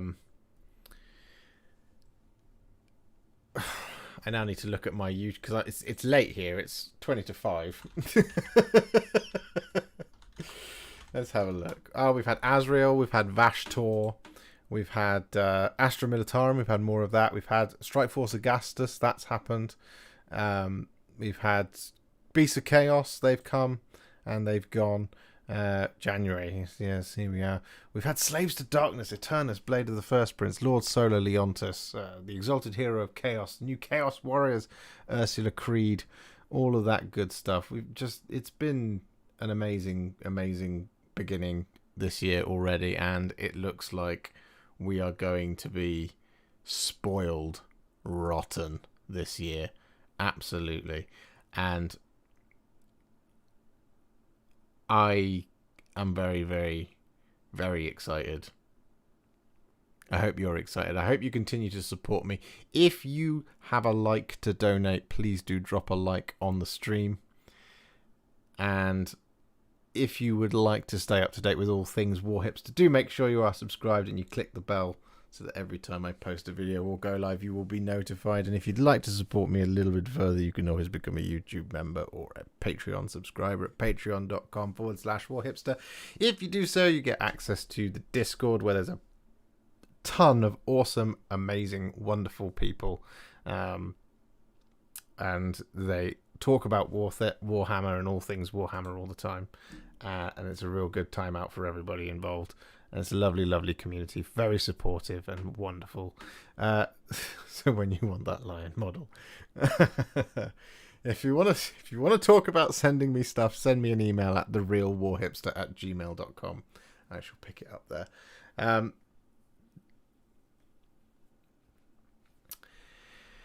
Yeah, Farsight. We've had Votan. We've had Middle Earth strategy battle games. It's just, what is this? What is my life? You all make this possible. We're on the road to 40,000 subscribers. We're very, very close. I can't believe it. Genuinely can't believe it. 36,000. We've just crossed today, in fact, yesterday.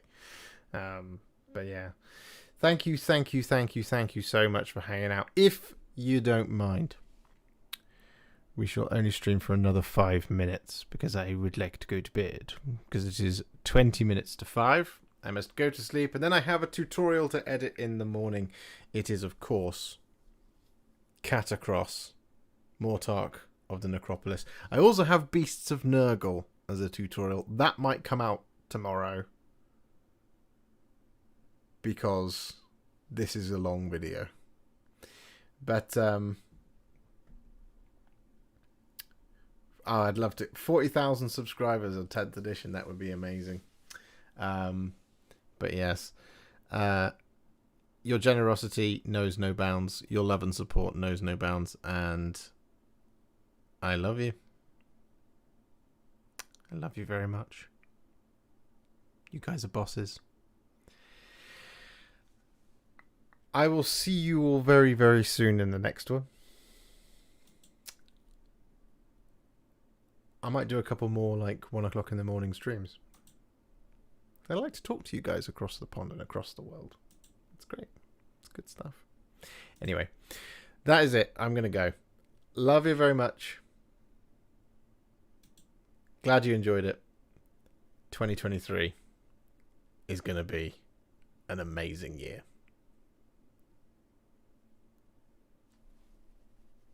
Good night.